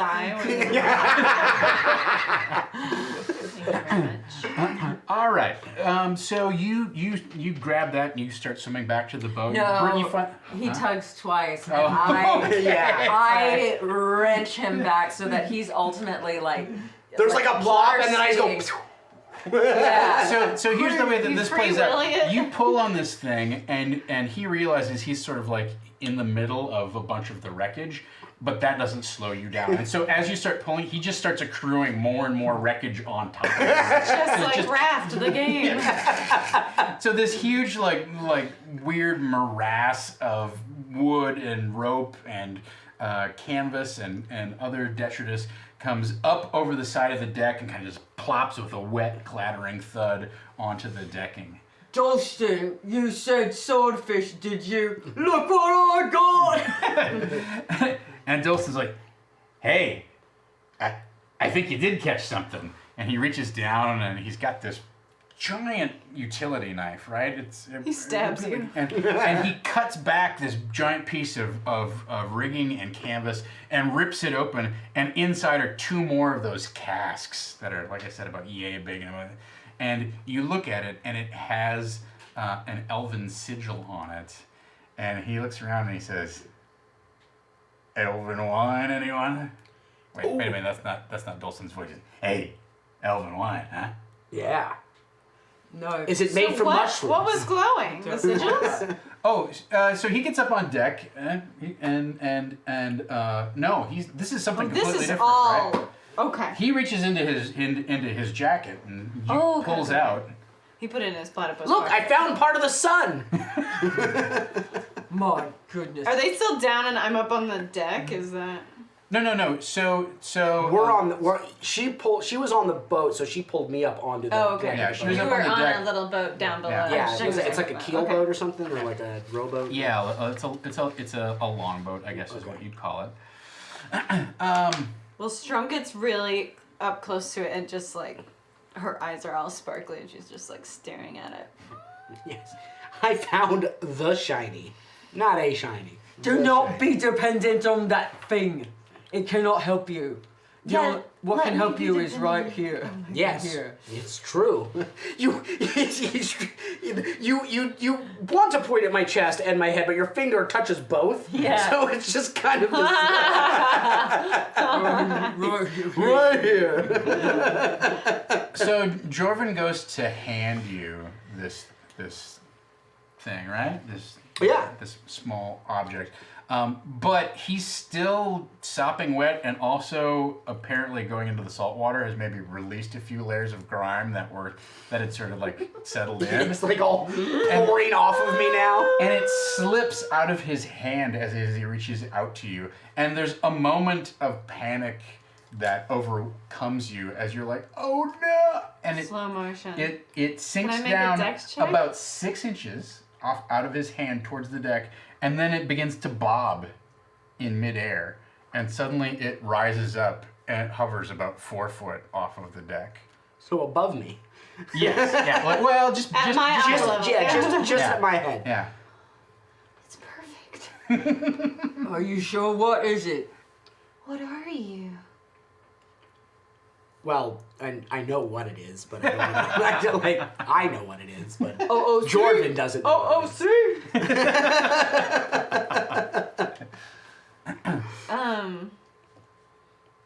I'm gonna try and touch it.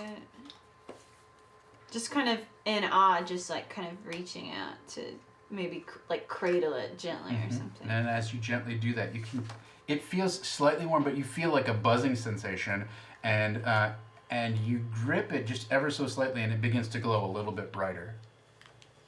What does this mean? It means there's a light inside of you. Oh, I like that. Yeah. I thought you might. This is my light? Is it taking it from me? And as you say, "This is my light," it begins to glow red. That seems ominous. Well, no, I mean, Stop looking at it. You're obsessed with it. I've seen those eyes.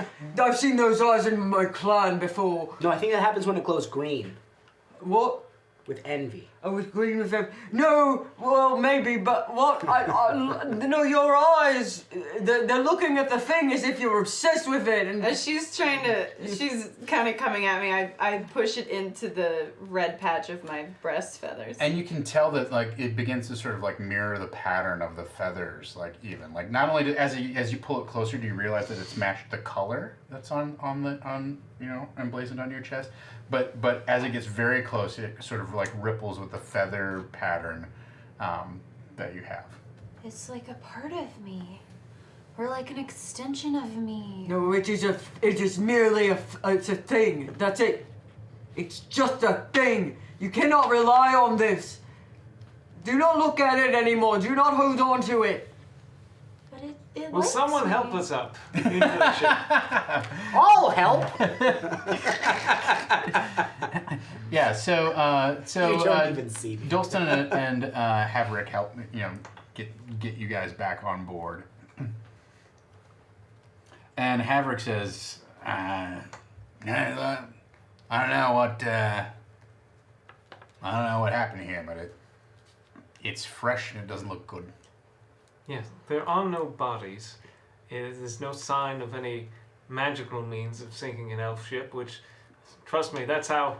If you're gonna sink an elf ship, that's the only way I think you can do it. Well, this seems Yeah. magical. Being underwater, like when I was underwater and I actually like saw the ship like tipped over, did I see anything like even semi-suspicious or anything like that? Like I didn't see a single body. I didn't see any Right. markings, nothing like Yeah, that. I mean right? that's the. I mean, in terms of what's suspicious is you didn't see any bodies underneath, trapped under the wreckage either. Yeah, so yeah, I'm like, yeah, I didn't see anything under there. No signs of damage or bodies or anything, and was quite strange.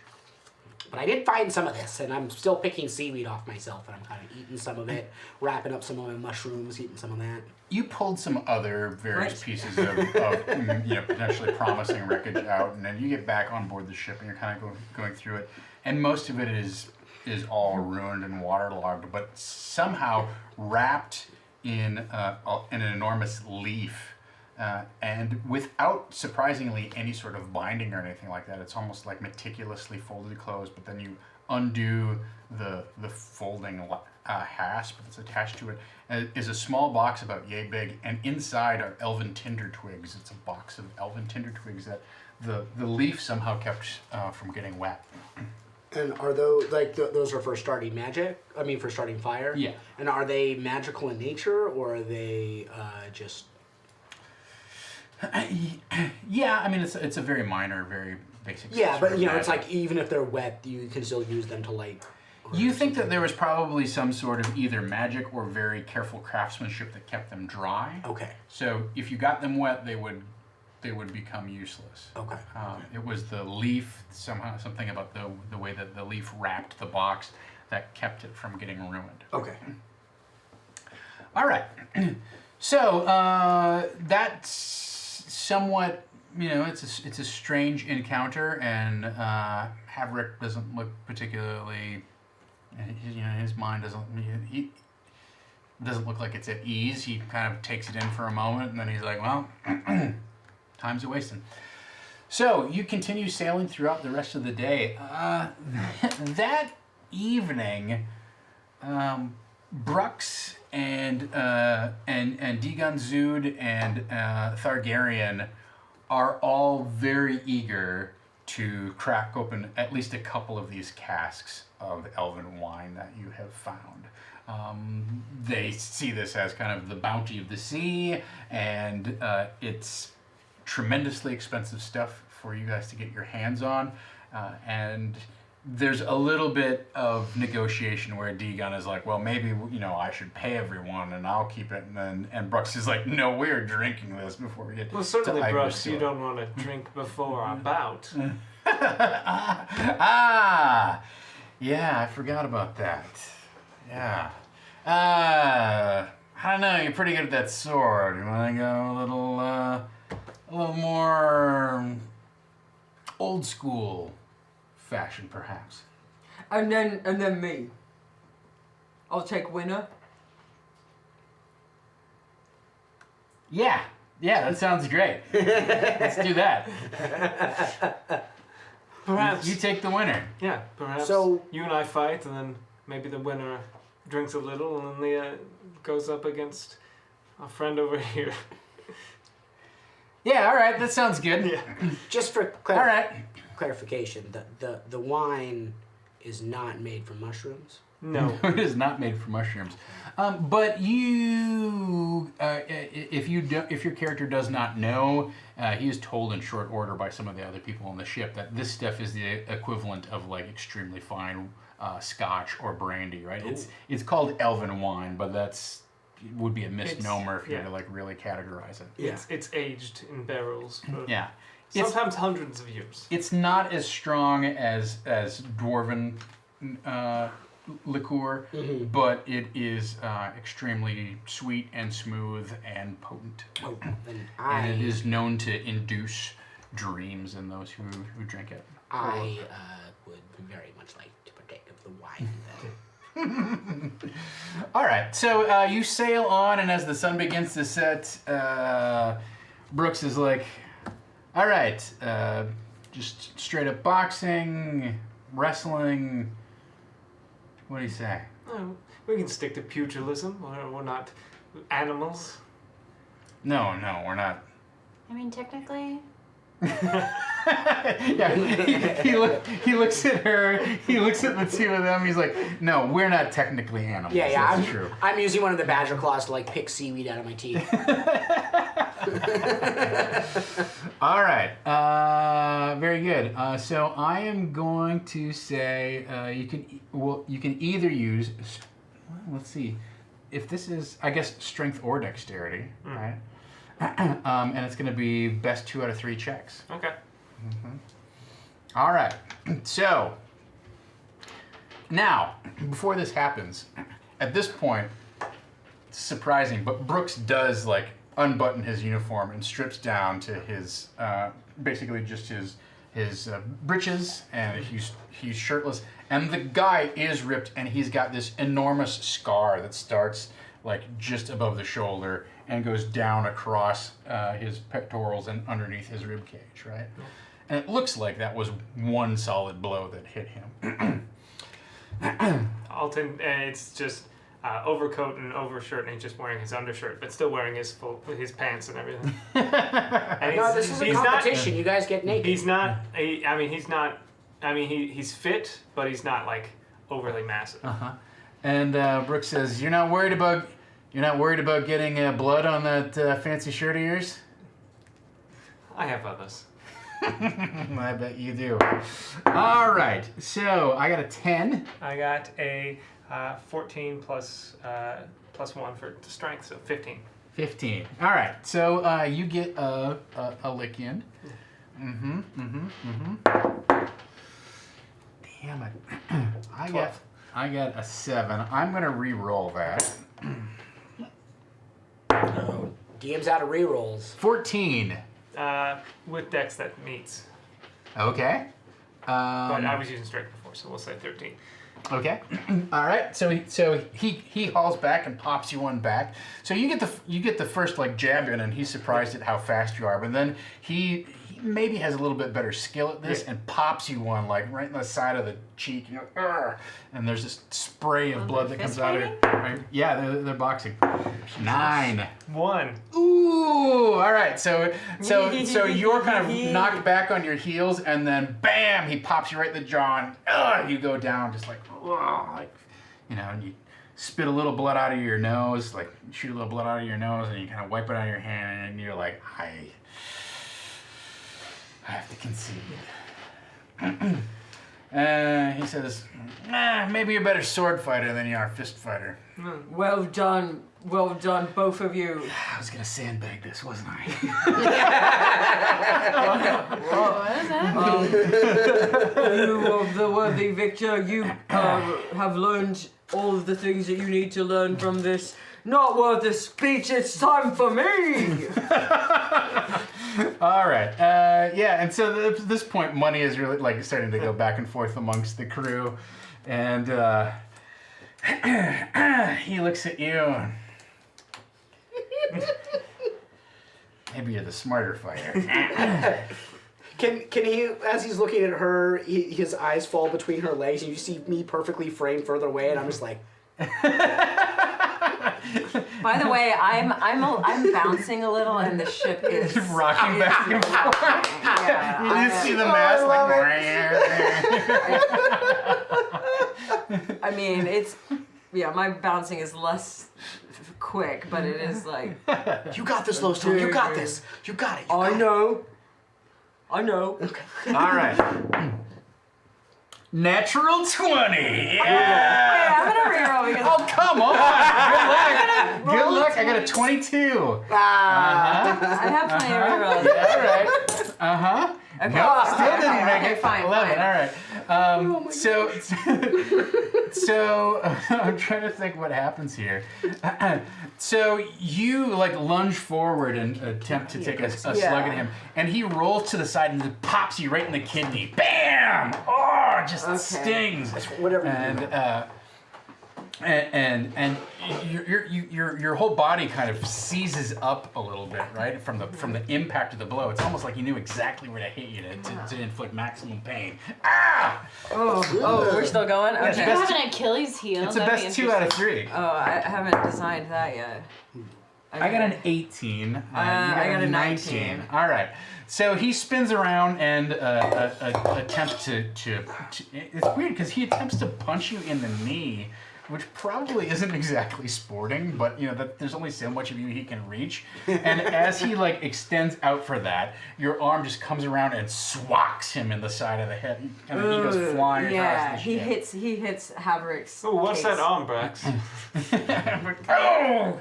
Yeah, and you see him kind of shake it off. All right. And so then he gets on top of that chest. Oh, that yes. chain of chest. He chain of chest, and he launches himself at you. Okay, and I launch myself right back. Mm-hmm. Okay, that's a real fucking roll. 17. One. 17. Two. I got 4. Oh, yes. Come on, Lowstorm. 2. An 8. Okay, dirty 20. Thank you everybody for those rerolls. This is very important to me, but also to Lowstorm. No, that's more like it. So Brooks, he launches himself at you, and I just stand there. That's all I do. and you stand there, and what he does is he actually goes over your shoulder, right? But he puts one arm out and he clotheslines you into the throat, and there's a momentary kind of gah! And then the rest of his body spins around like a gymnast riding the high And horse, I right? elbow him. And so he grabs onto your neck and he's just punching you in the side of the head, right? And for a minute you're kind of like, ugh. And then what you realize is he's just sort of stuck on you. So you peel his arms apart and then flip him bam over and lay him out on the deck. And he kind of blinks a couple times. I might over celebrate. Yes! Yes! I'm the champion of the ring of Haverick's secret, or whatever this is called.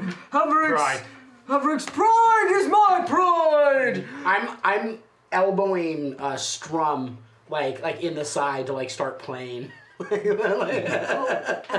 I bet I play a John T. Huzzah! Huzzah! She legit was just like, that was so fucked up. I'm stomping a bit, I'm jumping, the floor is giving, it's cracking a little. but this is worth it. Yes, me, the victor, did not finally have to learn any lessons. Oh, this is awesome. Me! Huzzah! Well fought. I put my hand up for a high five. You just well Knocks fought, you over. you just Brex, I feel like you took quite a blow to the head. I don't know if you should be drinking if you possibly concussed. yes, more wine Shouldn't for be me. drinking. I think you mean should be drinking more. I gave him a run, right? Sorry? You gave her a run? I gave her a run. Yeah, Yes. Quite. well fought. Good enough. Good enough. Well fought. Yes, let this be a lesson to you, my friend. Everything is a lesson, it seems like. Not for me this time. I did everything right. Well, you did get hit pretty hard that Yes. first time he. And that is part of life. How so? I asked for it. Well, sometimes you get knocked down, but you have to get it back up again. Oh, I should write a song. Quiet. That's how the old song goes. All right. So with that, the rest of the evening's festivities begin, and it turns into kind of, a fairly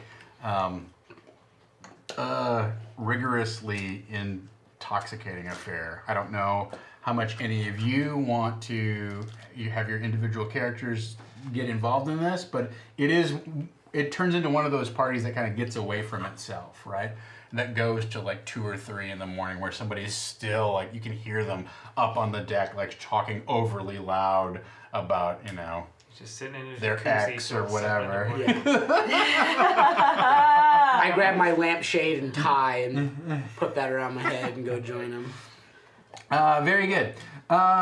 Yeah, so shortly before dawn, though, I would say probably like 4 o'clock or something like that, the ship begins to kind of buck up and down. The waves get worse. The wind picks up. It takes a cold turn, and it starts with just a few little kind of spitty sprinkles, but in short order, within 10-15 minutes, it turns into kind of like a full-on thunderstorm out at sea, and the weather is miserable, and everybody who was kind of inclined to keep the party going goes back below decks and kind of ends up kind of turning and stumbling into their bunks for the remainder of the night, just passed out, right? So, how much do each of you observe versus participate? I mean, I think Alton's like half-half. I mean, he kept drinking, but he didn't ever do it to excess. He stayed buzzed for a good long while, but he never went all the way. Okay, all right. And you turn in like relatively early compared to everyone else, or I would say he stayed up. Not to when everyone like had to go back to bed, but pretty close to that. all right, 2 or 3 in the Yeah. morning. How do you feel about Strum? Well, What would her reaction to the situation be? Strum would have kind of kept a drink in her hand to not look awkward. But she's definitely an observer, so she would have been kind of like in a corner somewhere, trying to be unnoticed and just kind of, taking mental notes and physical notes about like the story she's overhearing and what she's like seeing go down, and trying to pick up on whispers and stuff like that, just because like she's always looking for fodder for more songs or like the next big inspiration. So give me She has social anxiety too. yeah, so. give me a perception check. I know this isn't your great stat, but you have advantage on it because you've decided to carry it out this way, and because everybody else is so drunk. That's an 8. I'll use a reroll. Okay. Do I reroll both if I get a reroll? Sure. Oh my god, I rolled the same number. Oh my Wow, god! you rolled Okay, I'm gonna pull an 3 hand. 3s. 3 3s. Okay, fucking What, these 5? dice. One more. Is that a 9? Me and Amy just Throwing them out. fuck 3 again. Oh my god. Okay, I need like a different. I only have one set of dice. I got plenty of. I've got to roll it differently. Can't get over a 10. No. Now, Weird. I'm looking at it. There is a 1 on some of these faces, like 1 and 4 and 1 and 8. I see them. I don't know. I just I need your help. I've got another reroll. You made fun of me. You were doing that. You were goading me, and it worked. All right. Fudge, yes. All right, I got a 19 and a 17. I just needed you to hurt my feelings, and then I can roll good. Very good. Jesus. You always need some good Cripes. DM abuse. Yeah. So. Cheese and crackers. So you can pick up on a couple things, right? One is that you managed to overhear Thargaryen talking with Dolston, and they're talking about kind of like, it's like how bad your boss is kind of talk, Yeah. what it's like. And so what you pick up on is that Dagon is some sort of merchant, and he's traveling to the mines of Mirabar, far to the north. You happen to know, I mean, it's Wait, who's traveling where? Dagon is, Thargaryen is working for Dagon, right? And Dagon is doing this long trip to the mines of Mirabar. Like, if you got to Igerstor in 5 or 7 days, whatever it is, it's a good another like 2 weeks beyond overland travel through some very dangerous territory to get up to Mirabar. Now, they supposedly mine some of the finest gems in the realms there, but it's an extremely long and dangerous journey. And Thargarian is like, I don't know if I can go through with this the whole way, right? It's already been bad 3 days in, and we have all the way there, all the time that we're there, and all the way back. And Dolston tries to commiserate with him and explain like what a shitty boss Haverick is, but it turns out like Dolston's idea of what a shitty boss Haverick is Haverick just doesn't let him go fishing all the time. He just lets him fish like 2 or 3 hours every day. He's always right? like, I can't fill the hole with fish. I got like a quarter I can fill with fish, but not the whole ship. so Haverick like is, you know, you certainly have been on the ship long enough to know that Haverick is a little bit arrogant, a little bit reckless, and a little bit all business. But he clearly has like a soft spot for making sure that Dolston gets to do what Dolston wants to do. But Dolston doesn't see it that way. Dolston is like, oh yeah, I mean, listen, I only got this fish 3.5 hours yesterday. Do you know what I caught? Hardly any. You can't catch hardly anything in 3.5 hours. And Thargarian is like, yeah, that's. Well, Thargarian isn't really even listening. He's just like sunk in his own problems. The other thing that you pick up on is that Immarine and Talfi have this conversation. Now, Talfi is not... Well, Talfi is drinking as much of the elven wine as anyone else, but Talfi seems to be able to hold their liquor like nobody's business. Like, you just don't notice a change at all. Although what you do notice is that...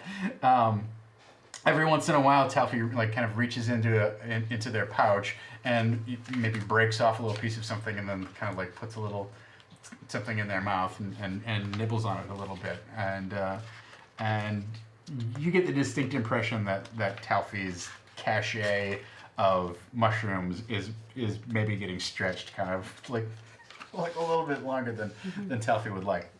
But Immarine and Talfi have this conversation about, you know, where they're going and what's happening, and Talfi reveals that they have been offered a post at the Tower of the Heavens, and they're planning to spend maybe 100, maybe 200 years as a sage there, and they're hoping to work their way up to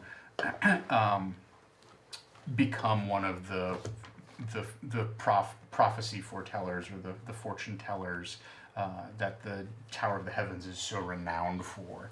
So this is a rare and unique opportunity for Talfi.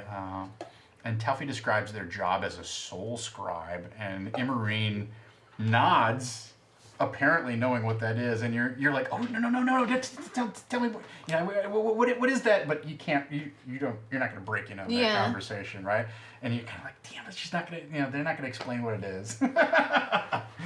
But the word soul scribe is definitely like dropped in the conversation, and Immarine just gives sort of this knowing glance, as if Immarine's maybe kind of impressed or acknowledge what that means.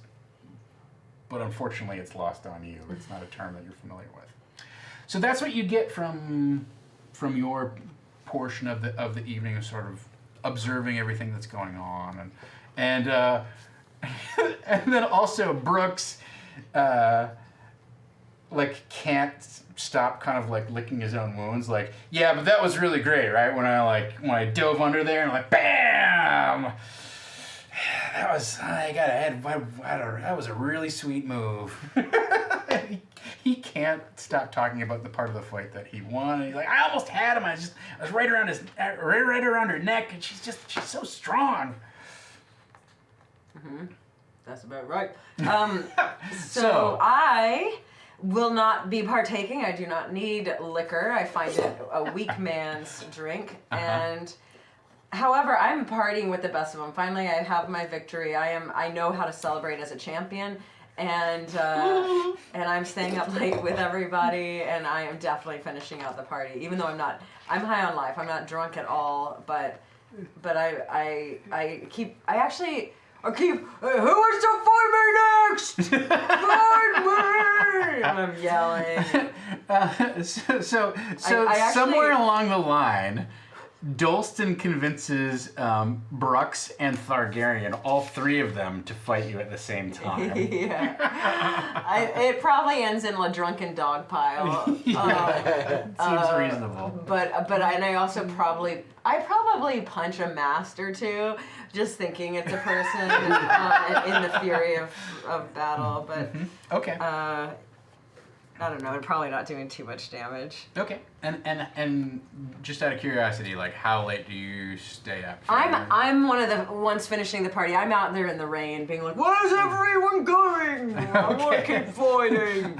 So the way I picture this is you're perched on the bow and the front of the ship. It does like kind of like tilt, and then as it hits the waves, like your feet get wet, and like the waves like lap over your feet. And you're just sort of like soaking in the glory of like being at sea and the fresh sea air, like ruffling through all of your hair.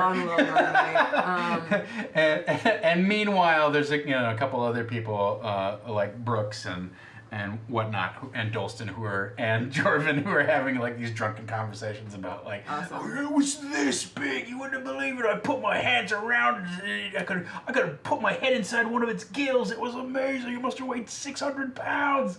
We dragged it behind the ship for 3.5 hours until Havana was like, that's enough. Let the fish go.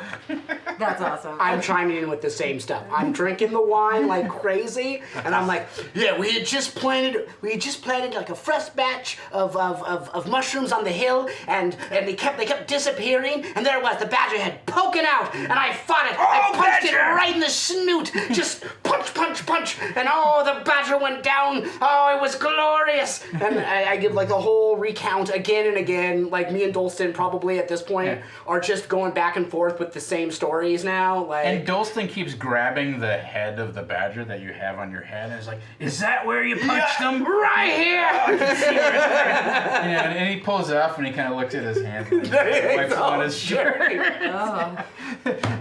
At some point, like very deep into the night, he kind of like puts his arm around you and he says, "Listen, buddy, there's something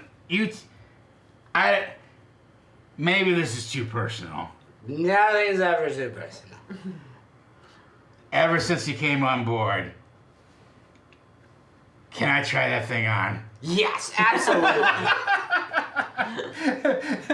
and so forewarning, it's a bit musty. Those of you below decks, just about 3:30 in the morning, you just hear, "I'm a badger!" And then he turns to you like, "Come on, fight me!" And the two of you like start kind of like fighting each other, and it's not like a real fight, and you hit him, and he's like, "Oh!" And you start reenacting the battle. They're so cute. They're so cute. That's adorable. Do I have a bunk? Or do they? Yeah, they've created like a double. They basically took two It bunks. was a horse stall. And Yeah. it was a horse stall that they took a cargo net and they sewed a blanket into it to make kind of a hammock, and they have it hung in a horse stall. Perfect. For you to sleep. I just imagine kind of like the old like Looney Tunes cartoon with the Mark Anthony the bulldog. He has like the little kitten. Oh, yeah, Like, yeah. I'm just the little kitten on top. That's perfect. Yeah. Aww. That's cute. So my belly rises up. So do you. I also throughout the night keep pulling out the orb and like looking at it. Mm-hmm. Yeah. So give me an intelligence check. Out of rerolls. Woo! 14! Not bad! Getting better. Yeah. All right. So you haven't. What? Oh, I forgot. Yeah, you Actually. had inspiration. Sorry, I didn't You do have you don't have complete mastery over it, but you have realized that it's gonna start following you around now. You're basically attuned to it, right? So it starts following you around, and you can either have it follow around over your shoulder or go in front of you. You haven't exactly figured out how far away from you it will get, but you know for sure like it can go 5 or 10 feet ahead of you. It can go 5 or 10 feet, around you.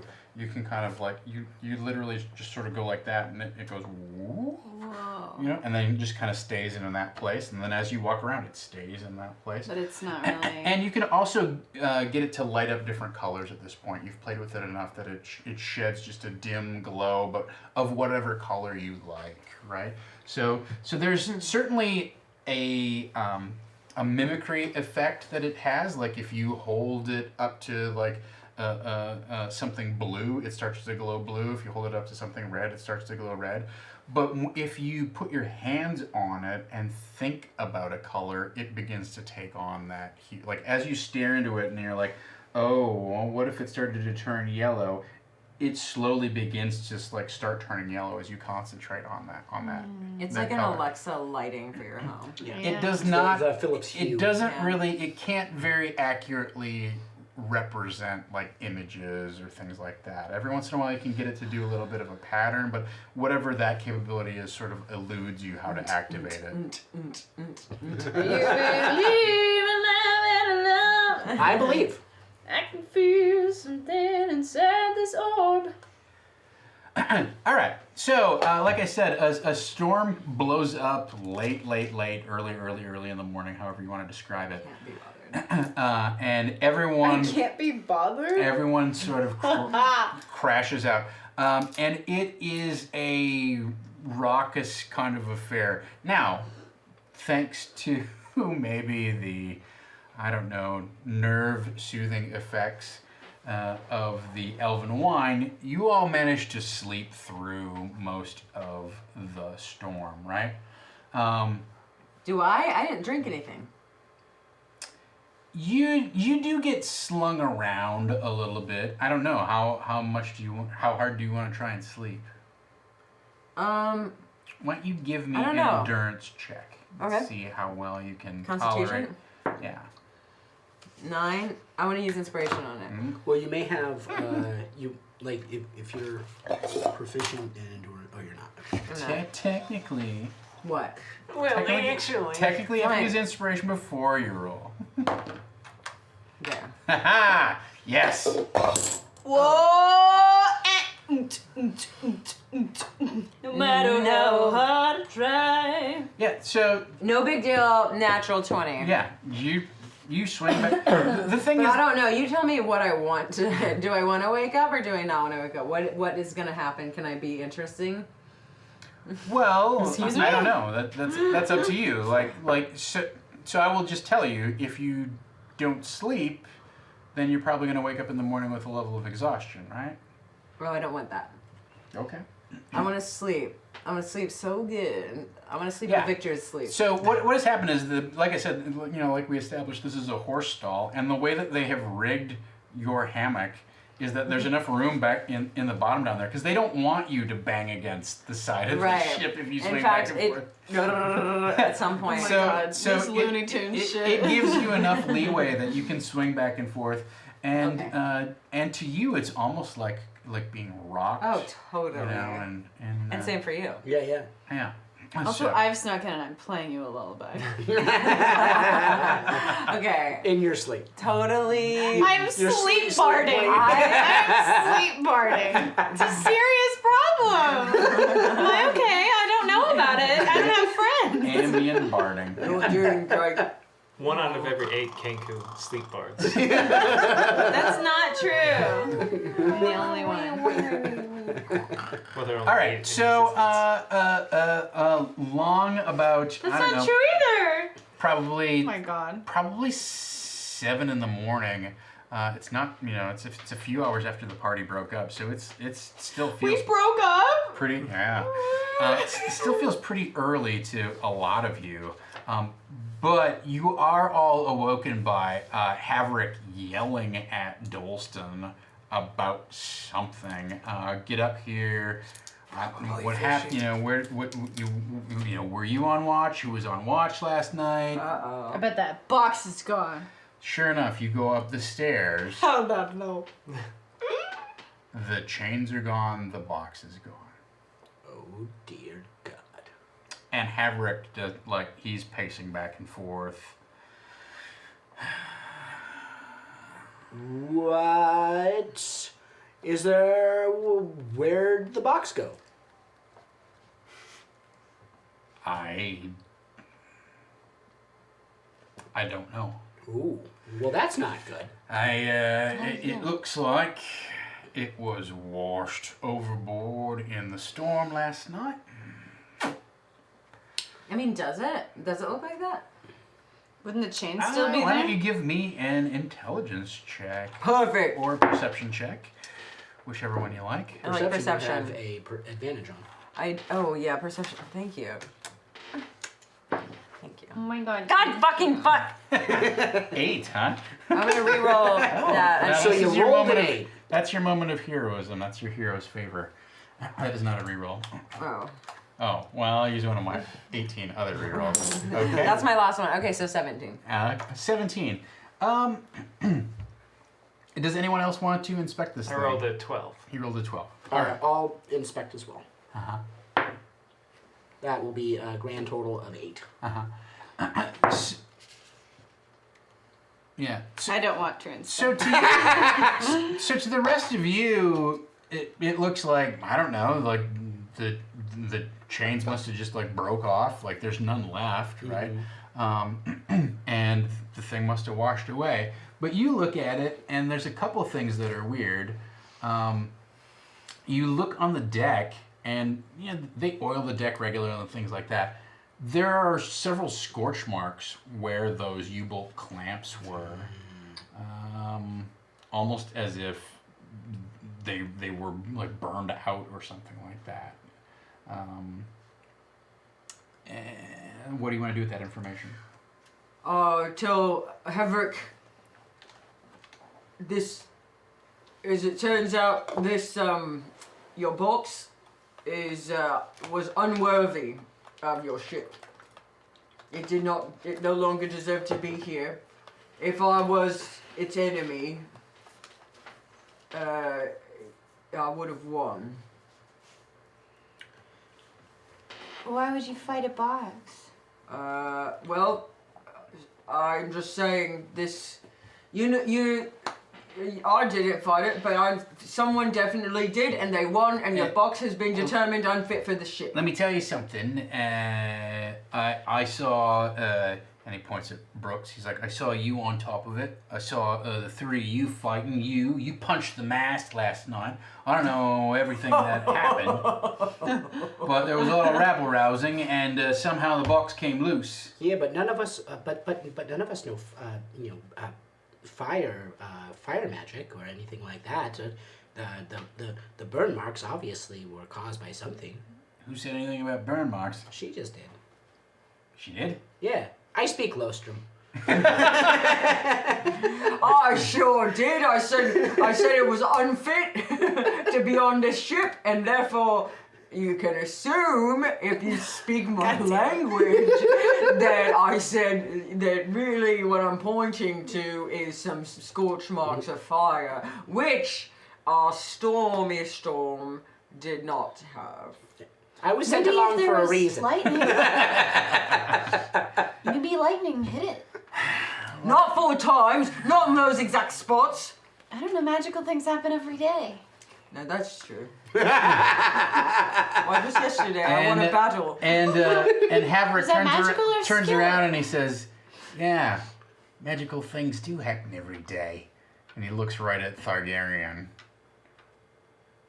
He says, what were you up to last night? Yeah, you didn't seem too interested in my story about the badger. Yeah, and you didn't seem too interested in celebrating my victory. And you didn't want any of my mushrooms either. That's very suspicious. And I don't remember a high five coming from your direction. I can assure you that I did not have any involvement with this box last night. I have no reason to do anything with this. Coward! You slink along like a little pansy boy, taking orders from someone you clearly don't respect. We see it every day. You never stand up for yourself, and it is pitiful. Lowstorm, be nice. He's just trying to do his job. He is unworthy. Oh. He does have a bit of a dick boss. Look. What, I can assure you, neither I nor my employer have did anything to this box. Well, if you thought there was a treasure inside, you might. Yeah, you're so smart. What was in the box? I am being paid for my services. I am happy with what I'm getting paid. I have no interest in whatever that Wait. box was. Well, Haverick, looks like you got the wrong guy. Hey, Lowstorm, can you check the side of the ship? Like, are there any markings, like anything? Oh, sure. Anchored up alongside of us or anything like that? Like, hook shot. Yeah, hooks marks or anything like that on the wood or anything going on. Give me a perception check. And can I aid her in that? Inspiration. Oh, look at this. Just dangle him off the edge of the boat. Yeah, just grab him by the scruff. Yeah. So Double that's- nines. That's an 11 for sure. You don't see anything out of the ordinary as you look over the side of the boat. You know, you certainly last night took a lot of waves, and there's maybe. I'm gonna have a heroic moment. Oh. I'm gonna have a heroic moment. Okay. What I'm gonna do is, yes, I kind of dangle myself off the ship with my enormous biceps. I swing like a goddamn acrobat or a rock climber, just from all the way around the sides of the ship.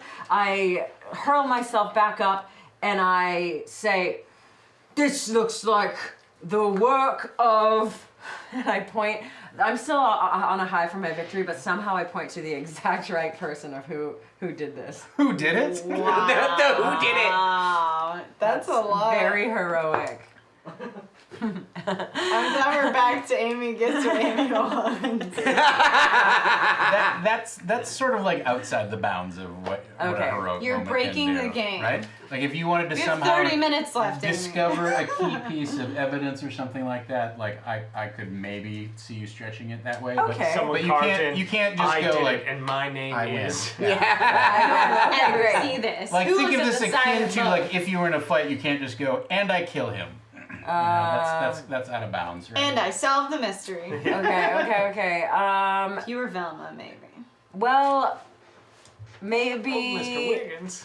Well, if you're gonna swing around, maybe you you do find some key piece of evidence or some, or like at least something. Yeah, I do that. I say no to that roll, that 11 roll, and instead I meticulously scour the outside. Can I of suggest that Tarzan. you somehow it's an accident? Like you accidentally You fall. fall! Not I that get you hit in fall, the head but you by the somehow thing. you discover something that you don't think is the key, but we all realize. it Yeah, is. like something stuck into the side of the ship, and I'm like, this isn't supposed to be here, and I toss You it throw out it on the deck, and we're like, oh!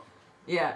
Well, all clear. Nothing to see here. Just some people did some people. Oh my gosh, sorry. Some people did some clearly fire magic, and anyway.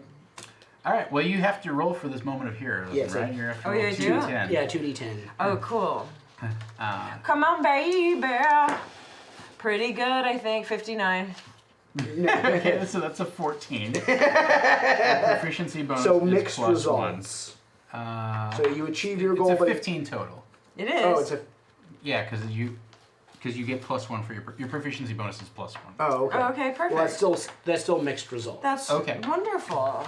Yeah, because you're So looking you- for you- 16 or higher to get everything. You that's achieve dwarf, your goal, right? but it didn't quite go the way you pictured, and there's a hitch. Maybe there's some collateral damage, or you've opened yourself up to an attack with advantage, or the guard also recognizes the thief. Wait, I thought I rolled 2d10. Why are you reading off a thing for a 20? No, because 2d10, it could be 2 through 10 is this, 11. Oh, I see. It's actually out of 20. It's not 2d10. It's, Right. Okay. Yeah, cool. it's 2 10-siders. You add them together.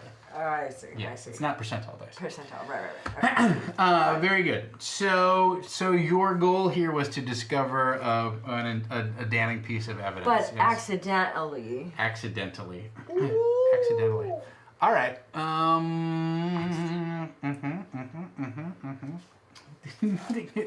It helps to give me more specifics to work with here. Okay, but sorry. Well, let's see.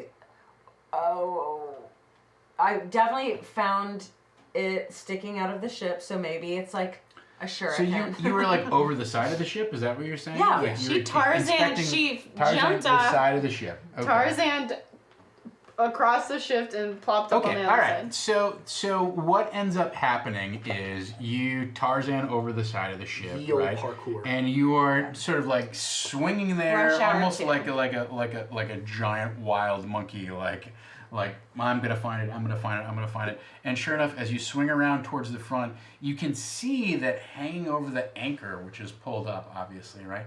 You can see that one of the chains is draped along the anchor, right?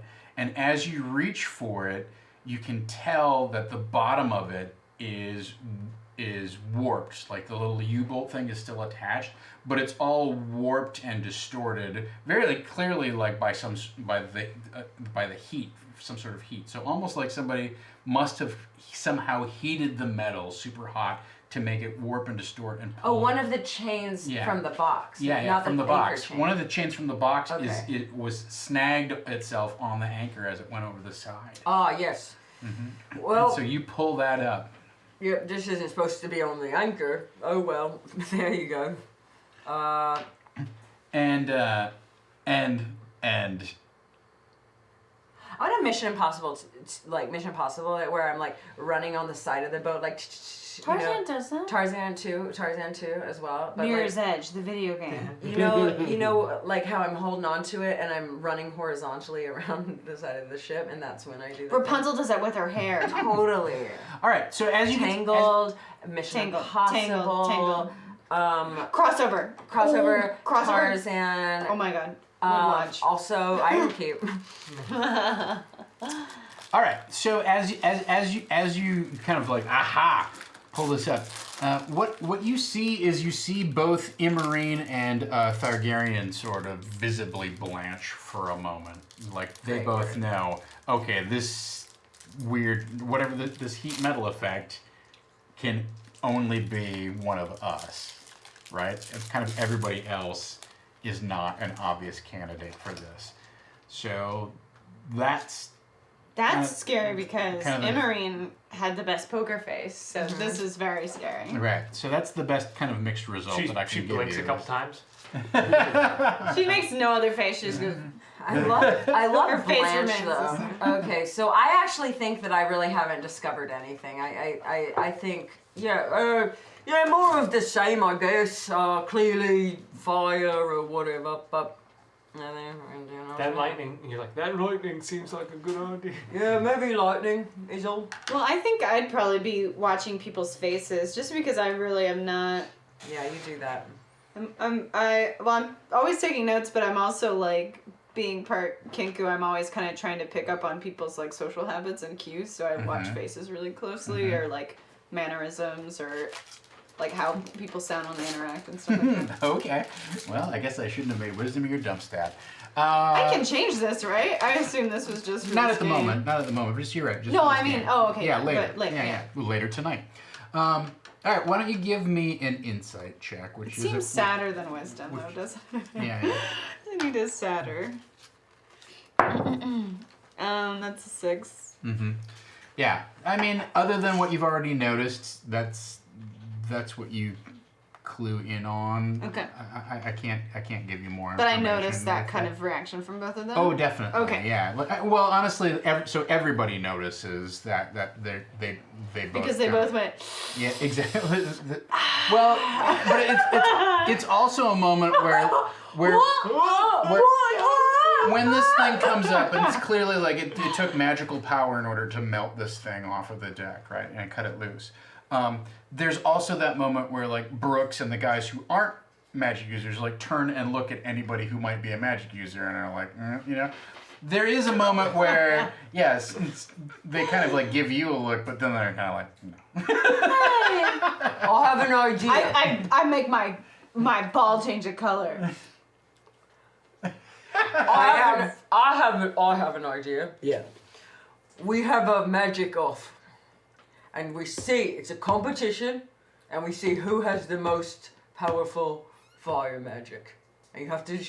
The thing is, you have to I'm do the gonna hardest. stop you right there because fire typically is bad on ships. I've heard that. Well, safe space. A safe space for ideas. There are ideas no here. safe places for fire. No, I'm on saying the it's a ship. safe place for ideas, Yes. and I just gave one. Okay. And if you want to shoot it down, that's your prerogative. It was a No. well thought out idea. I That's just right, think it was. Practically Was it? not a good. I know how to get to the bottom of this. Right. I put my gloves on, Wow. and I go up to the first magic user. I say, "Was it you?" Which one do you say? I'll do that first two. Either Immarine or Thargaryen. I'll do Immarine. Uh-huh. Yeah, was it you? Are you intimidating her? I am trying. Oh yeah, I'm How like, tall is she? like a Pomeranian going after 5'10". going after like a Burmese mountain dog. I imagine Emery is fine. Give me an intimidation check. Okay. Yeah. Are you 3 feet tall? Dump stat. I'm. Kyle, are you 3 feet? Oh, I can't use my. So that will be a grand total. 10 minus 1 will be 9. 9. I got a natural 20. Okay. Wow. So was it you? No. Okay. So I go to the next magic user. That's gonna be Thargaryen or no? Yeah, Thargaryen. Yeah, Thargaryen. Was it you? I can't even see that. Ooh. That's a 9. 6. A Why are 6. you rolling 5. with advantage? These guys are not intimidated by me. this is the dumbest way to question these guys. Thargaryen gives a little bit like less convincing. Like he's certainly not. He is a little bit like. I think he's afraid that you're going to touch him. And he's like, no. Checks out.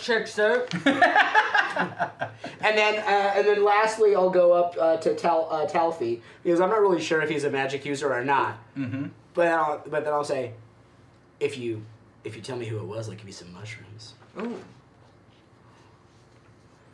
This is a very interesting question. Oh, it's healthy. Wait, dear How Kyle, strong is it Yeah. resolve? how tall is your character? 3-5. 3'5". Okay. Okay. Can someone roll me back? Dear now? Kyle, how tall is your character? Sincerely, Havana. Really? So they say,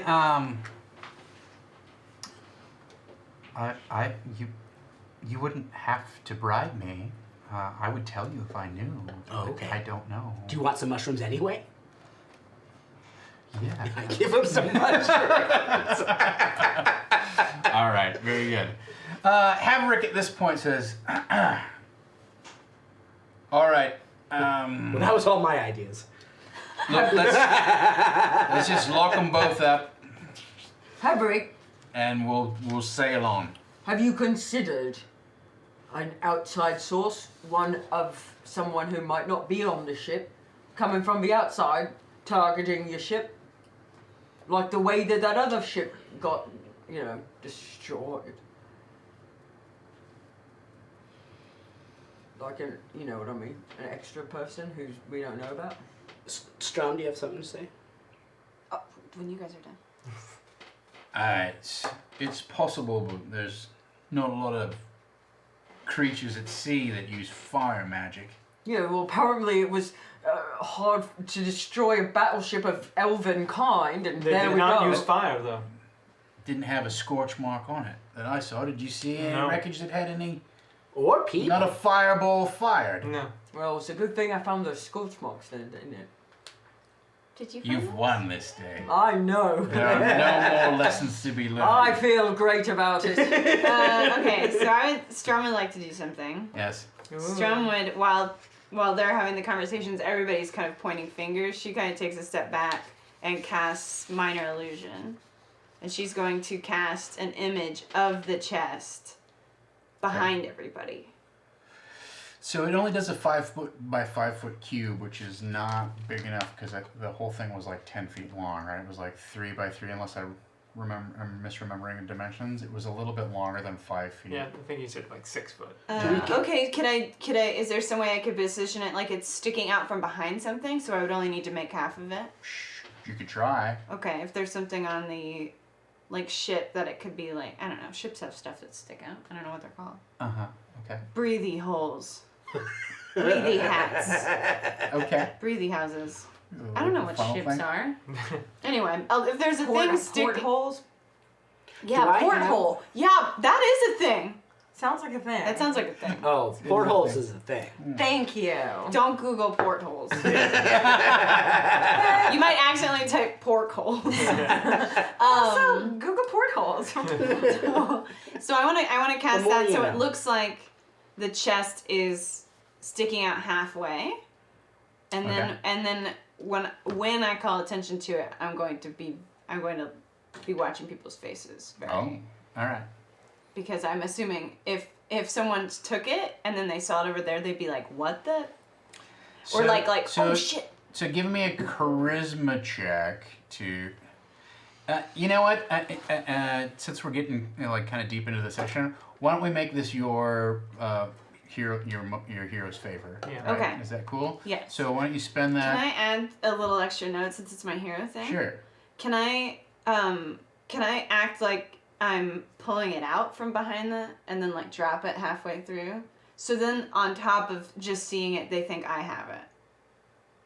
Or maybe Sure. that implicates me. I don't know. Never mind. Let's not do You just be that. like, I found it. So using your hero's favor, you would be able to create an illusion that's like larger than it normally would be. So you'd be able to create the whole thing. Okay. But let's find out. Let's see how you roll. Yay. So it's 2d10. You add them together, and you add +1 for your proficiency bonus, right? You got this. So that's a 2. That's not good. Not great. You can. And a 10. So 13 total. So that's So still mixed still results. mixed result, right? So here's what works and what doesn't work, right? Is you summon as much of your concentration as possible and create this hyper realistic version of the box with even some loose chains on it. And normally this spell can only create like the image of something, right? But you turn around and you're like, look, and you can hear the chains rattling. It creates this like super lifelike illusion. It's maybe the most perfect representation of magic that you've ever channeled in your practice thus far of it, right? And there's actually like a moment where you're like so blown away by how realistic and accurate that it is that you kind of get caught up in the moment of your own mastery of your magic, and you don't really get a great view of everybody else's faces and what their reaction is. Now, this is a mixed result, right? I will give everybody else a wisdom check to see if they notice anybody doing anything weird. Okay. 10. Oh my god. That's cocked. That is cocked. But please be. Oh shit, easy reroll. It's time. Oh, I do. Yeah, I got rerolls. Yeah, we don't Yeah, have too much time. All right. Oh, I didn't need that because I had advantage, but There we go. 15. Whoa! 19. Yes. Well, it's a natural 20. yeah. Oh, it is? But he has a minus Oh, man. 1. So 19 is the highest? Yeah. All Yeah, right. because mine's 15. Okay. All right. So everybody kind of like you're like, oh my God, look, and you create this image of from behind the ship somewhere the box just comes like sliding forward on loose chains, and there's the beautiful sound of loose chains kind of like rattling, and the absolutely completely realistic noise of wood grating upon wood as it slides across the deck. And in fact, you even create a little wave of seawater in front of it as it goes through a puddle of water on the deck. And you're absolutely engrossed in how amazingly specific this illusion is. And you guys also are like, holy, like you can't believe, like there it is, sure enough, it's coming right towards you. And you have a moment where you're like, do I need to catch this thing? And meanwhile, you're like, and you look over, and I'm right next to you, just like beaming. Like... and everybody else is, you can see the rest of the group kind of like looking also in sort of like stunned awe as this thing comes by. But you see Imarine just kind of like go like this. What's so disappointed in Marine? Oh, it's just a difficult situation to be accused of sabotaging the ship. Well, I've studied many mannerisms, and that's usually not the one associated with relief. And as soon as you say that, the box disappears. Oh. Weird. Oh my gosh! What? I don't know much about magic, everybody. Did you that see looked that? like an illusion. What? That's the only thing my people know. Wow. Oh, what? That was wild. I saw the box is the thing. I saw it. Yeah. I'm curious. You went and Why- sang it. What? When all of us were gathered here, hoping to find something, you were disappointed when you thought we found it. No, here's the thing. What happened is we all collectively thought in our brains we wish this box were back. So all we have to do is kind of hold hands and think about it again, and it might appear again. Maybe, but I'm more concerned with why Emarine was disappointed that we did find it when we all wanted it to. Oh, were you disappointed, Emery? Yeah, did you blink? Did you? Did She you? full on facepalm.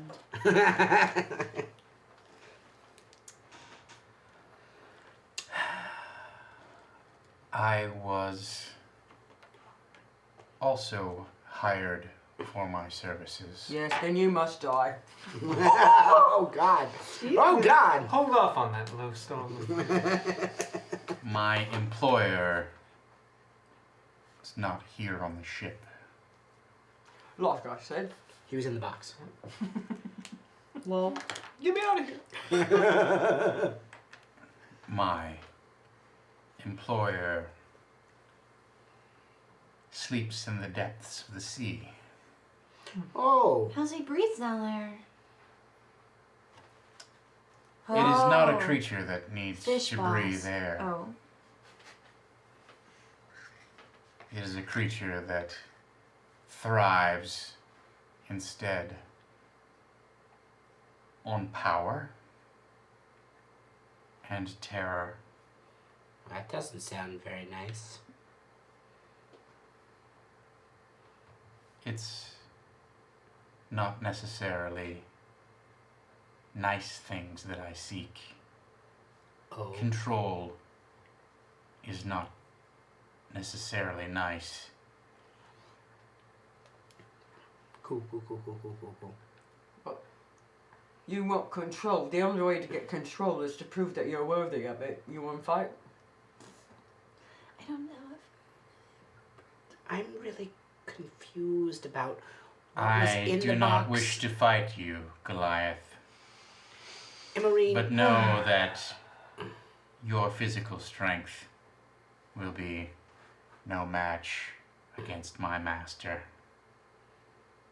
Who's down there? Down in the inky depths. Yeah.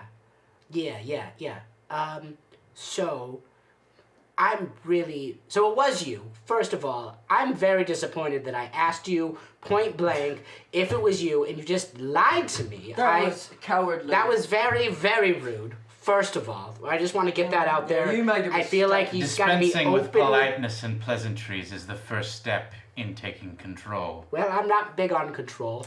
I put her. My life's I'm a gonna little hold bit of a her wild like ride. Like my body is a prison, so I'm gonna like. Grapple her? Yeah, I'm gonna totally grapple her. Yeah, I'm gonna hold her.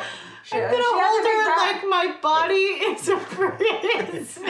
Your body You is just a prison. open your rib cage and put.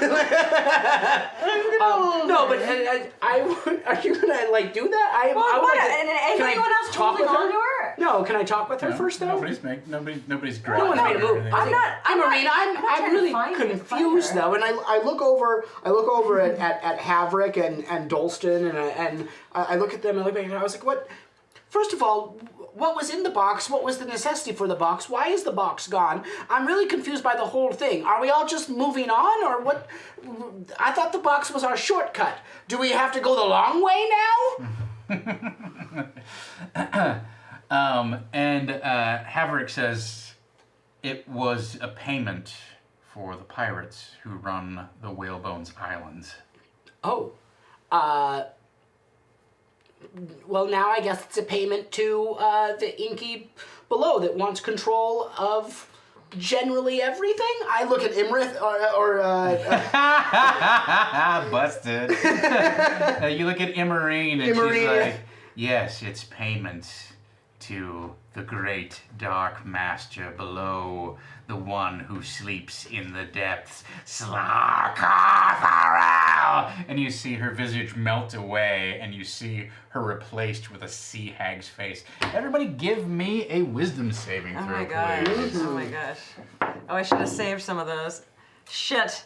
I should have saved some of those rerolls. 10. 15. 8. All right. I have to. Reroll. There we go. Better? That's 11. That's better than nothing. Okay. All right. Let me roll saving throws for these people. So, no. She doesn't need one. Talfi, well, it actually make it. He's not really can't do anything. He's out. He's out. Haverick. Wow, gets a 3. That's not good. And Dolston. Oh boy. Wow. So you and Talfi are the only people who are not just absolutely like momentarily stunned with fear by this horrible like sea hag visage that she has. Let's roll for initiative, me and you, unless there's something else you want to do. So I got a 12. I got a 10. All right.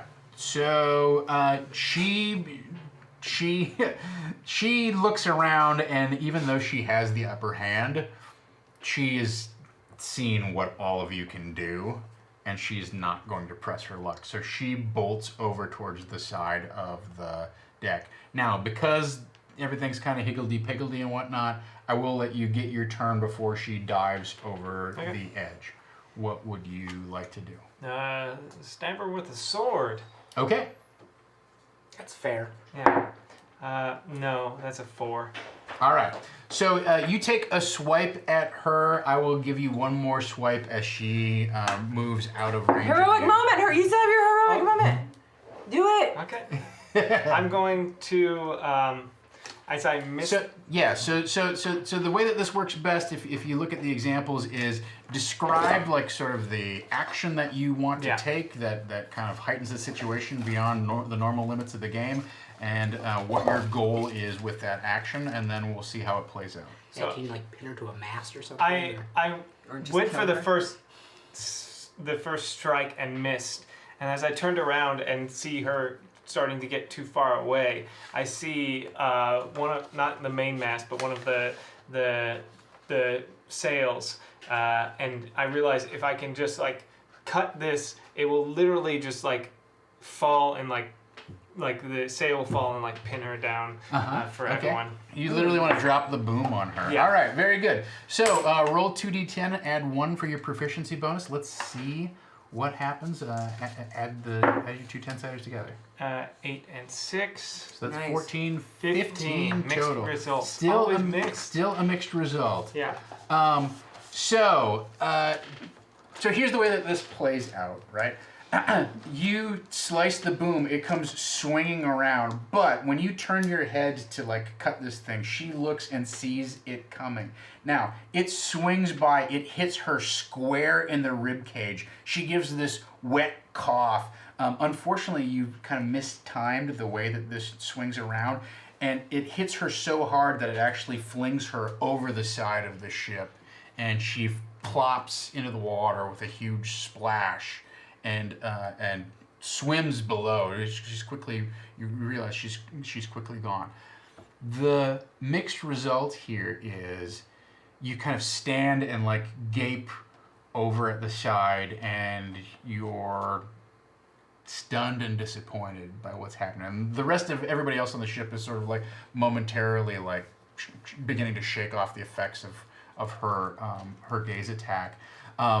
And Talfi comes over and just sort of like looks over the side, and you can tell that Talfi's having that internal monologue, and just like. And then there's a moment where Talfi like looks down, and Talfi reaches down, and they pick up a small gold medallion.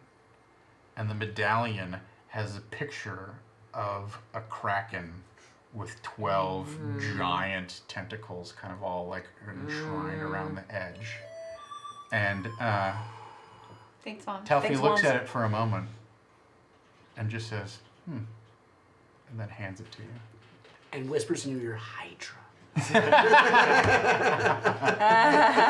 All right. Are you So- gonna keep that?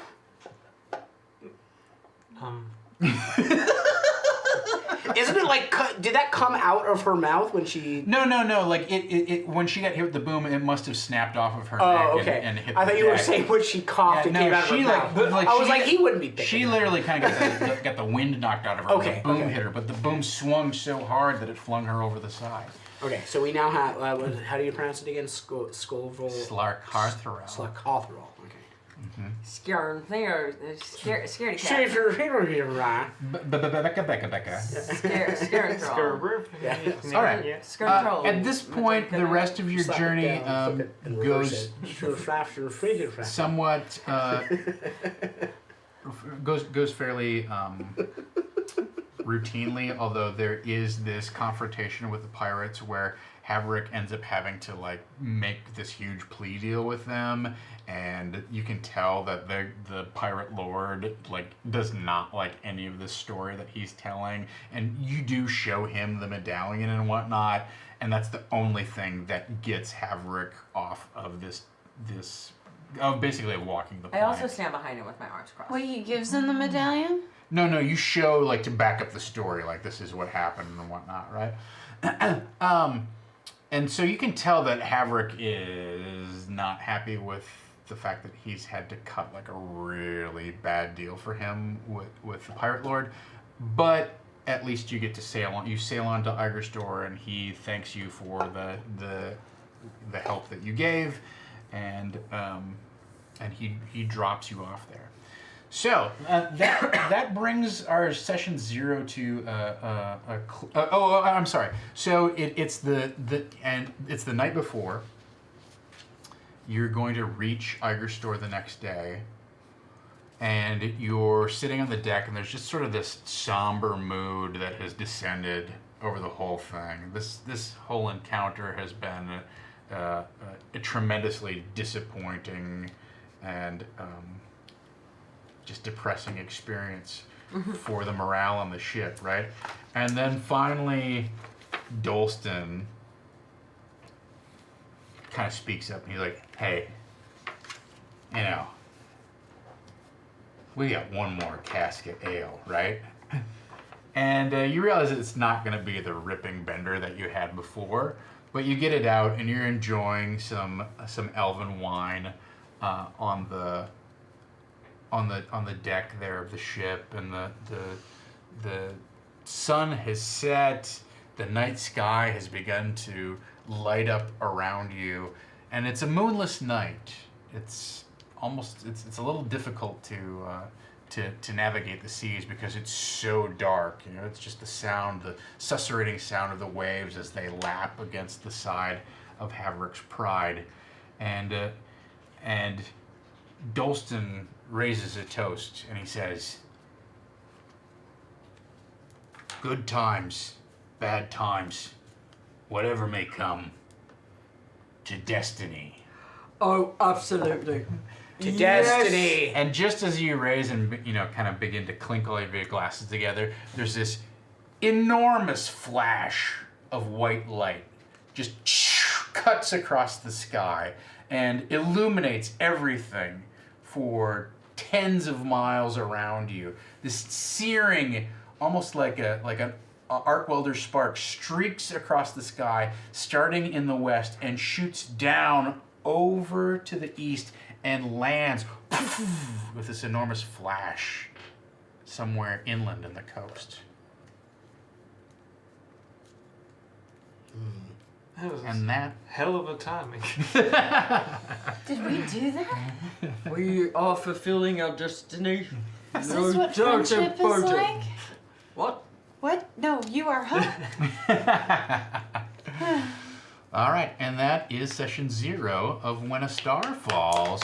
We're not done with our session. We are now going to roll up our characters. Thank you. We're not going to go through the whole character creation process, so stick with us. Don't worry that we're going to do another hour of like picking out spells and things like that. That is not what's going to happen. But we do want to give you the opportunity to watch the fruits of your donations land here with our players. So we're going to do the basics of character creation, including rolling our sets of stats. Yay! That's right, I said sets of stats. So here's the deal. Each of you gets to, why don't we do this one at a time so that we all get to properly pay attention to each player's rolls as they go along. So you each get to roll 46, drop the lowest, right? That's gonna happen. And the way it's going to work is you get to roll 3 sets of stats.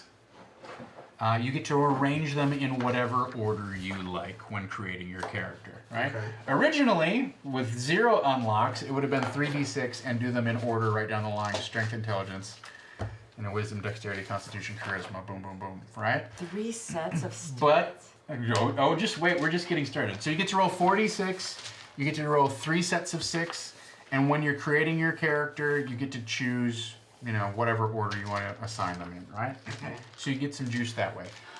Who wants to go first? So total we get to roll 18 times. 18 times, yes. Got it. All right, let's do this. All right, Amy's going to go first. D6. So that's a 9, 11. Yep, that's 11. That is, gosh, not great. 10? Yep, 10. Better, 8, 13. 13. 12. 12. 14. 14. Mm-hmm. Ooh, 14. Mm-hmm. That's first set. Okay, not great. Nope. 11. Okay, so 13. 13. Ooh, that's a tickler. 5. 4. Hey, Oh, no, 2, 2, 5. 1, Yeah. 5. Cup of blue 6s behind you. 11, 14. Oh, a 16. Oh my gosh. And then, oh, nice. 16. 16. Oh, of course, that's the one that I get a 5 on. 11. Mm-hmm. And that's the second set. set. Last set. So 12. 12. 5, 8, 10. Nope, 11. 11. I'll take it. No, we gotta pick that No, one up. come and on, that roll was it. gonna. Okay, No. fine. Oh, I'm so glad I did! So that's now 17. 17. Oh, it's got to be 16. 9. Nope. 11. 11. Mm-hmm. Okay, 12. 12. One more. This might be the one. Mm-hmm. Oh, wow. 8. That's an 8. Fuck me. There you go. Oh, well. Okay. All right. So, yeah, that's your best. I don't know. That's your. You get.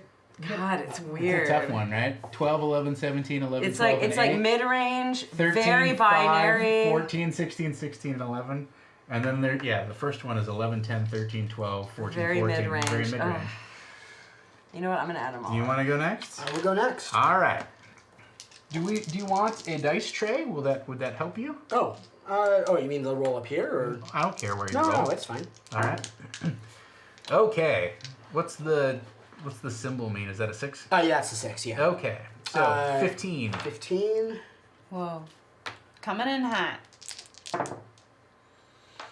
9 and 3 is 11, 12. 12.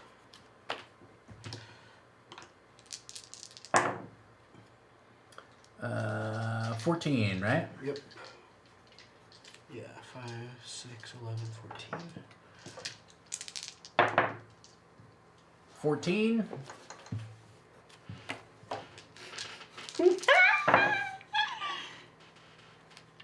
$15. Nice. And so last one on this one. I don't see what that is. 14. Okay. Nice group of +2s there. Yeah. Okay, next set. 15. Dang. pretty good. Kyle's gonna end up with having 3 great characters. All right, that's 11. 10. Oh. Yeah, no, 10. 5 and 6. That's right. is Sorry, 11. I totally didn't use it. 11. Okay. 14.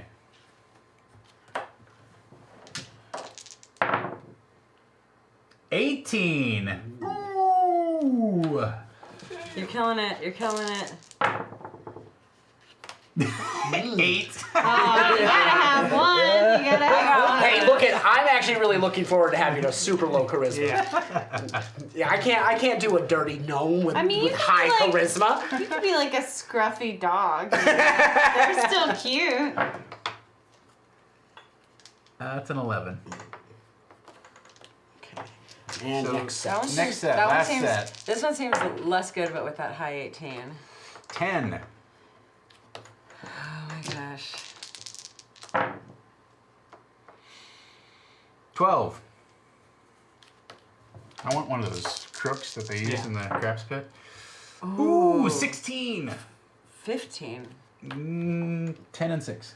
5, 5, and 6. Oh, I don't know why I don't. I know. I see keep that. seeing. Yeah, I'm like I'm not dropping I'm the like, lowest. Clearly, it's a 4, but Yeah, that's 11. 11 again. you've only rolled 1 under 10. 16.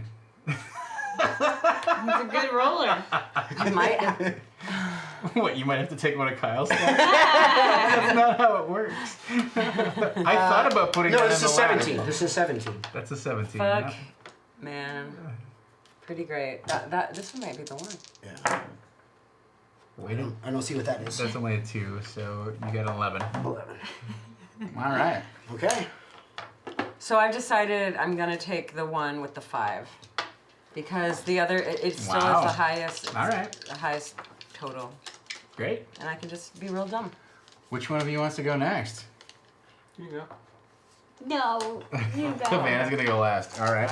Wait, now I don't want to go last. No, that's fine. I'll just never roll. Wow. I quit. We don't want I'll that. just take the standard array. I can't handle I it. can't handle That was this a lot of pressure, right?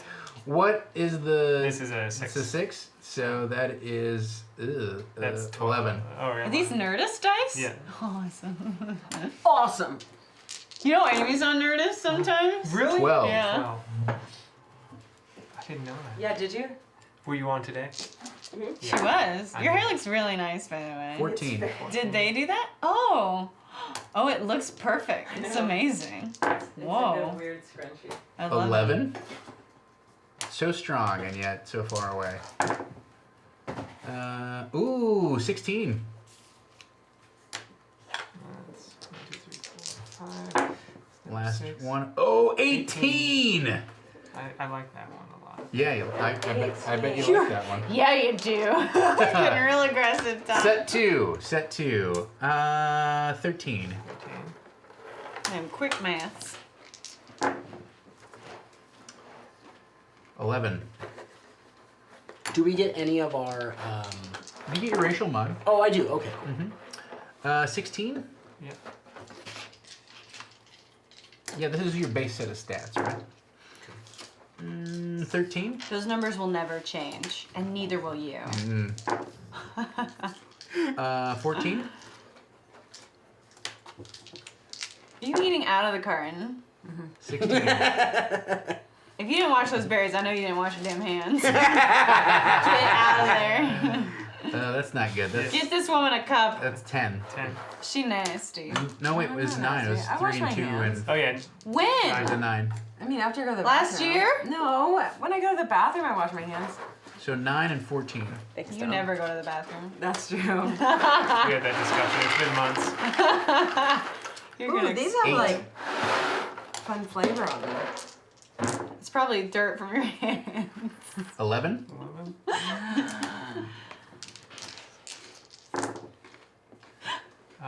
Ooh, 17. Fuck! Alton's gonna get like Funky. He's. What did you say? Svelte. Svelte. 13. 13. What are Alright. you doing? Not terrible. I'm like mouse. You get. What is you it- doing? Those are your 3 stats? Three stats? Yeah. What's your best one? I probably That 18. Yeah, the is so first one, juicy. 11, 12, 14, 11, 16, 18. That's not terrible. Yeah, at that's all. actually pretty good, right? 14, 16, Wait, are 18 these? arrow. Oh, that's a 16 now? Or What? is that an 11? This guy here? That's an 11. Oh, okay. All right, Havana Mahoney, you're up, and we have a little more business to attend to, or at least to let you know about. Okay. 6, 7, 8, 9, 10, 11, 12, 13, 14, 15, 16? And you dropped the lowest. All right. Oh, derp. I'm so sorry. it's 14. I'm already cheating. You're not Amy. Oh no, I got a 5. Oh! 16. Whoa. Wow. 14, 16. All right, that's pretty good. Don't jinx me, Amy, 10. please. Oh, I'm sorry, 11. 11. 11!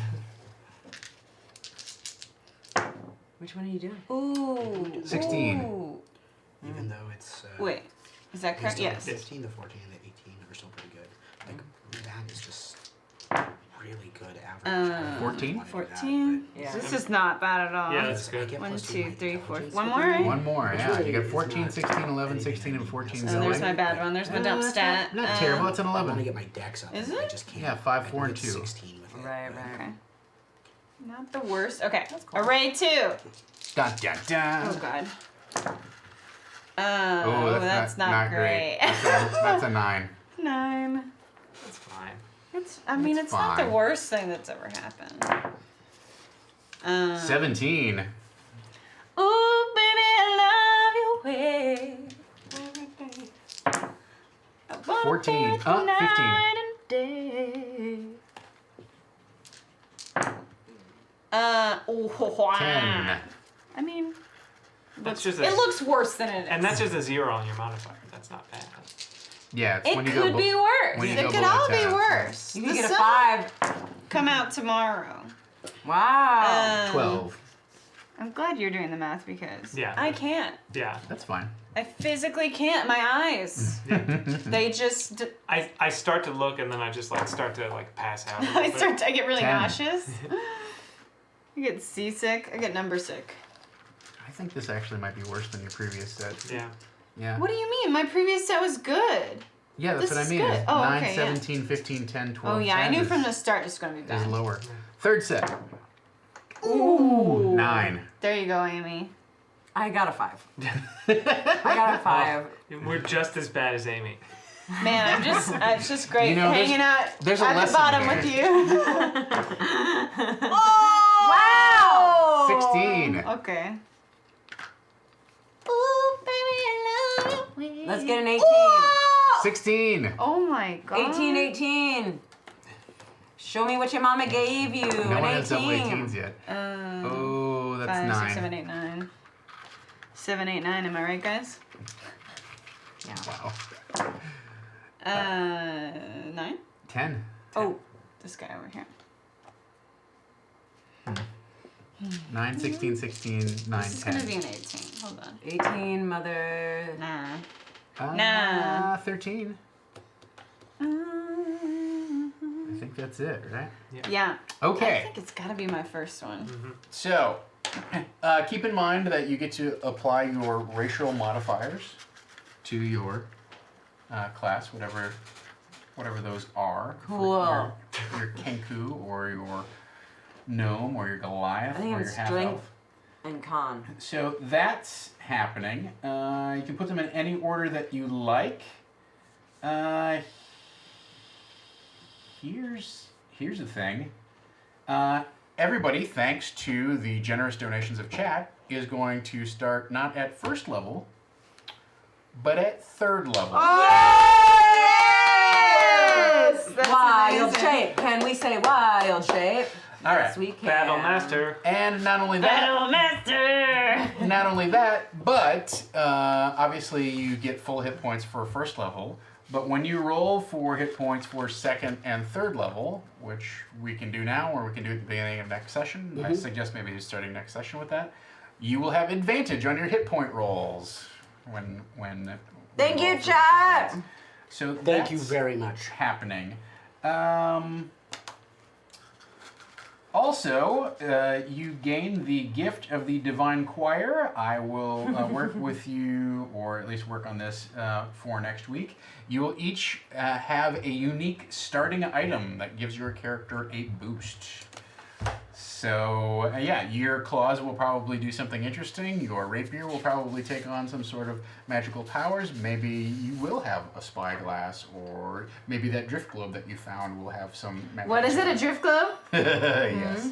Blep, thanks for subbing up. Is it killing me slowly? Thanks, Bob. It's drift, yeah. Can my tattoos have something? Sure, that sounds great. Oh God, that's You just want to be Moana. Well, so, I yeah, do. Guy. No, What's his Moana. name? Yeah, Maui. Maui. we'll have something. Thank you. Something unique. You are for all just of like you. him, actually. Yeah. Have a ukulele. There's some other things that have. Not been- what I meant, You but can yeah. turn into a bird. I meant like everything's yeah. like a competition and you can't turn into animals. Carry There's a big lot of You're ego going giant. on. Yeah. You got Um, moving tattoos. There's some other things that will be unlocked Not yet. during the course of the adventure. But the most important and coolest thing that I didn't even put on the list here, but that Dom created as a stretch goal and which we reached tonight. Thank What? you for all of your donations. Crazy. Every player gets their own custom Hero Forge miniature for. Oh, Thank you awesome. guys. Yes. Oh my So god. I'm gonna take some of the donation money that you all kicked in, and we're going to If I create get an illusion of you, we can custom use this. sculpts for each of you from Hero Forge. Oh, yay! Amazing. Thank you so Thank you, much. guys. That makes me so My happy. God. So that wraps up tonight's session of the Ironkeep Chronicles. We are here every Wednesday, maybe not the 4th of July, but we're planning an 8 episode run. This was episode 1, even though it's session 0. So we're gonna have 7 more episodes. We will be playing When a Star Falls.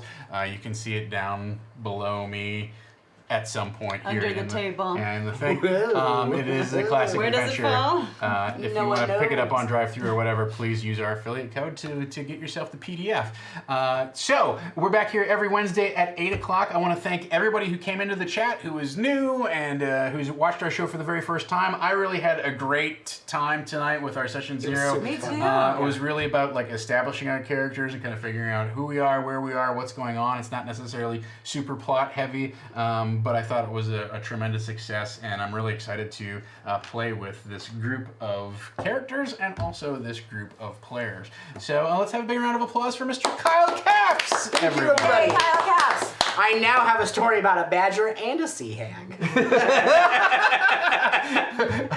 Wow, I What really did you do to the sea hag? Passed out from Oh, I fear. scared her off. She jumped right off the ship. I really want to know the real badger story. I looked her straight in the face and I was like, was it you? Is the real badger story you found a dead badger? I'm gonna write down DM goal by the end of the adventure. Jorvin wears the skin of a sea hag like a cape. Whoa. Oh my God, yes. That is an alignment shift. That has to be an alignment shift. Very humanoid. Yeah. Let's have a big round of applause for Amy Vorpahl. Yay!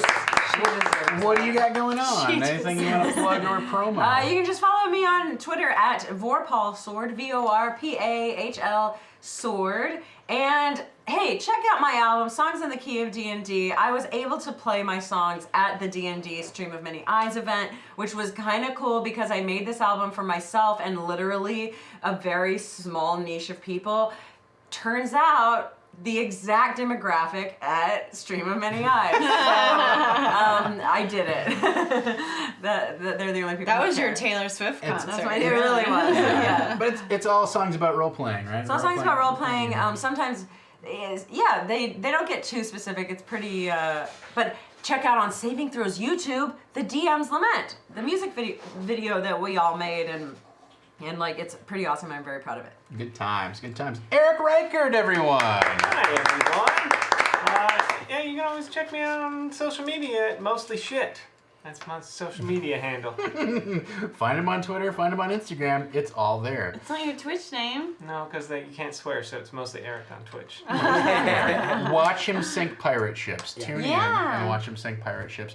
Helping him sink pirate ships, Havana Mahoney. Yeah, I probably will was very helpful in syncing our own. It, like ship. literally, both of you were like just running around on the island shooting at skeletons, and meanwhile, whoever else was just like, we're getting shot. Oh, I guess I better swim over there. One of the times I was in the brig, so I couldn't help. That's true. I did drown Eric in the brig. Wait, when was this? Last night. Huh? Huh? It's in that Vigi game we were playing, Grandma. It was Eric's birthday stream. Oh. He turned 24. That's not true. What So an adorable young. baby. I turned 33. What a baby. What a wee babe. But yeah, my name's Havana, and you can find me on Twitch as Vanna, V-A-N-A, and you can find me on Twitter at Havanarama, Havanarama. And tomorrow we're gonna be on my stream, but in this studio, playing board games. I'll be there. Eric's gonna be there, Amy's gonna be there. You guys aren't invited. Invited all of us. I'm busy anyway. We're doing that. At 4 p.m. PST at twitch.tv/Vanna. And I'm live over on my channel 6 days a week. And then I'm going to be over at Game Talk Live, which is a Facebook show on Monday at 2 p.m. talking about all the new E3 news that's going to come out this weekend. So tune in for that. And then also I'll be at E3. So with kind of in association with Twitch. So if you see me, say hi. Tell me who you are. Don't sneak up on me. Don't stab me. Please. Big round of applause for Mr. Dom Zook, the man behind the cameras and the fancy microphones and the keyboards in the chat. Thank you to Dom for holding down the fort and getting us kicked off here so smoothly and so greatly. It was a terrific, everything was terrific from my end. I don't have to wear a microphone around my neck anymore, which is cool. I want to give a big shout out to all of our mods who donate their time and help keep the channel safe, friendly, clean, and accessible for all the people that we have in our virtual studio audience, as it were. I want to thank everybody who subbed up and everybody who donated tonight. You all went the extra mile. Yes. I put some stuff on there that's just like, well, we'll see what happens. And Free pancakes for everyone. You all slammed it. So we'll see how that develops. slammed it. You can find me on the social medias at Dungeon Bastard. That's where I tweet all of my role-playing advice. Tomorrow at 3 p.m. we have a rebroadcast of this very session. So if you missed the start of it or whatever, you can tune in at 3. You can always catch us on the VOD. Eventually, it makes its way over to the YouTube as well, but that doesn't make us any money. So thank you so much to everybody who subscribed and donated tonight and just tuned in and spread the word. Really, that's all that matters. Is the only way that we can grow our audience is you guys all sharing how much you enjoyed the show. You're amazing. I hope you had a good time. Let us know. You can join our Discord channel and let us know how we're doing or if you have questions about what's going on. Next week is session 1 of When a Star Falls. And hopefully I will have for session 1 all of the character art done. I'm hoping to have a color. Kyle is a professional illustrator, Yes. so I'm looking forward to seeing It's his. so cool. Yeah, you can check. I didn't everyone plugged their social media. I did not. I'm at KJC Illustration on the Twitters. Most of it is I would say I have all my professional art on there, which is not true. It's mainly just all the doodles I do during D&D sessions. But his doodles are professional They're as heck. professional. It's weird. But I will be posting the character artwork I'm doing up on there, and I'm sure Dom will have it up on the streams as well. But if you are familiar with a little show called Harmon Quest, you have seen some of Kyle's work, as well as a few other shows that I'm not going to mention to get the fandom all worked up. Oh my God! But there's plenty. Let's not bring it up. If you're a nerd who's watched animation, you've seen Kyle's It's stuff hentai. in action. So Hot topic. He's the best. We're very lucky. yeah, we're very lucky to have him very good at on hentai, board yes. here. Thank you so much to everybody for helping us kick off tonight's stream. We were front page tonight, and I thought it was a terrific session. I hope you will join us next week. Hit the Until follow next button. time, I'll be back on Disorganized Play. We'll be talking about this game on Tuesday. So come back next week, Tuesday at 2 p.m. Dom and I have a chat back show where we talk about what happened and what's ahead of us. So if you have questions about the game or running your game, that's when to do it. But until then, let's dungeon!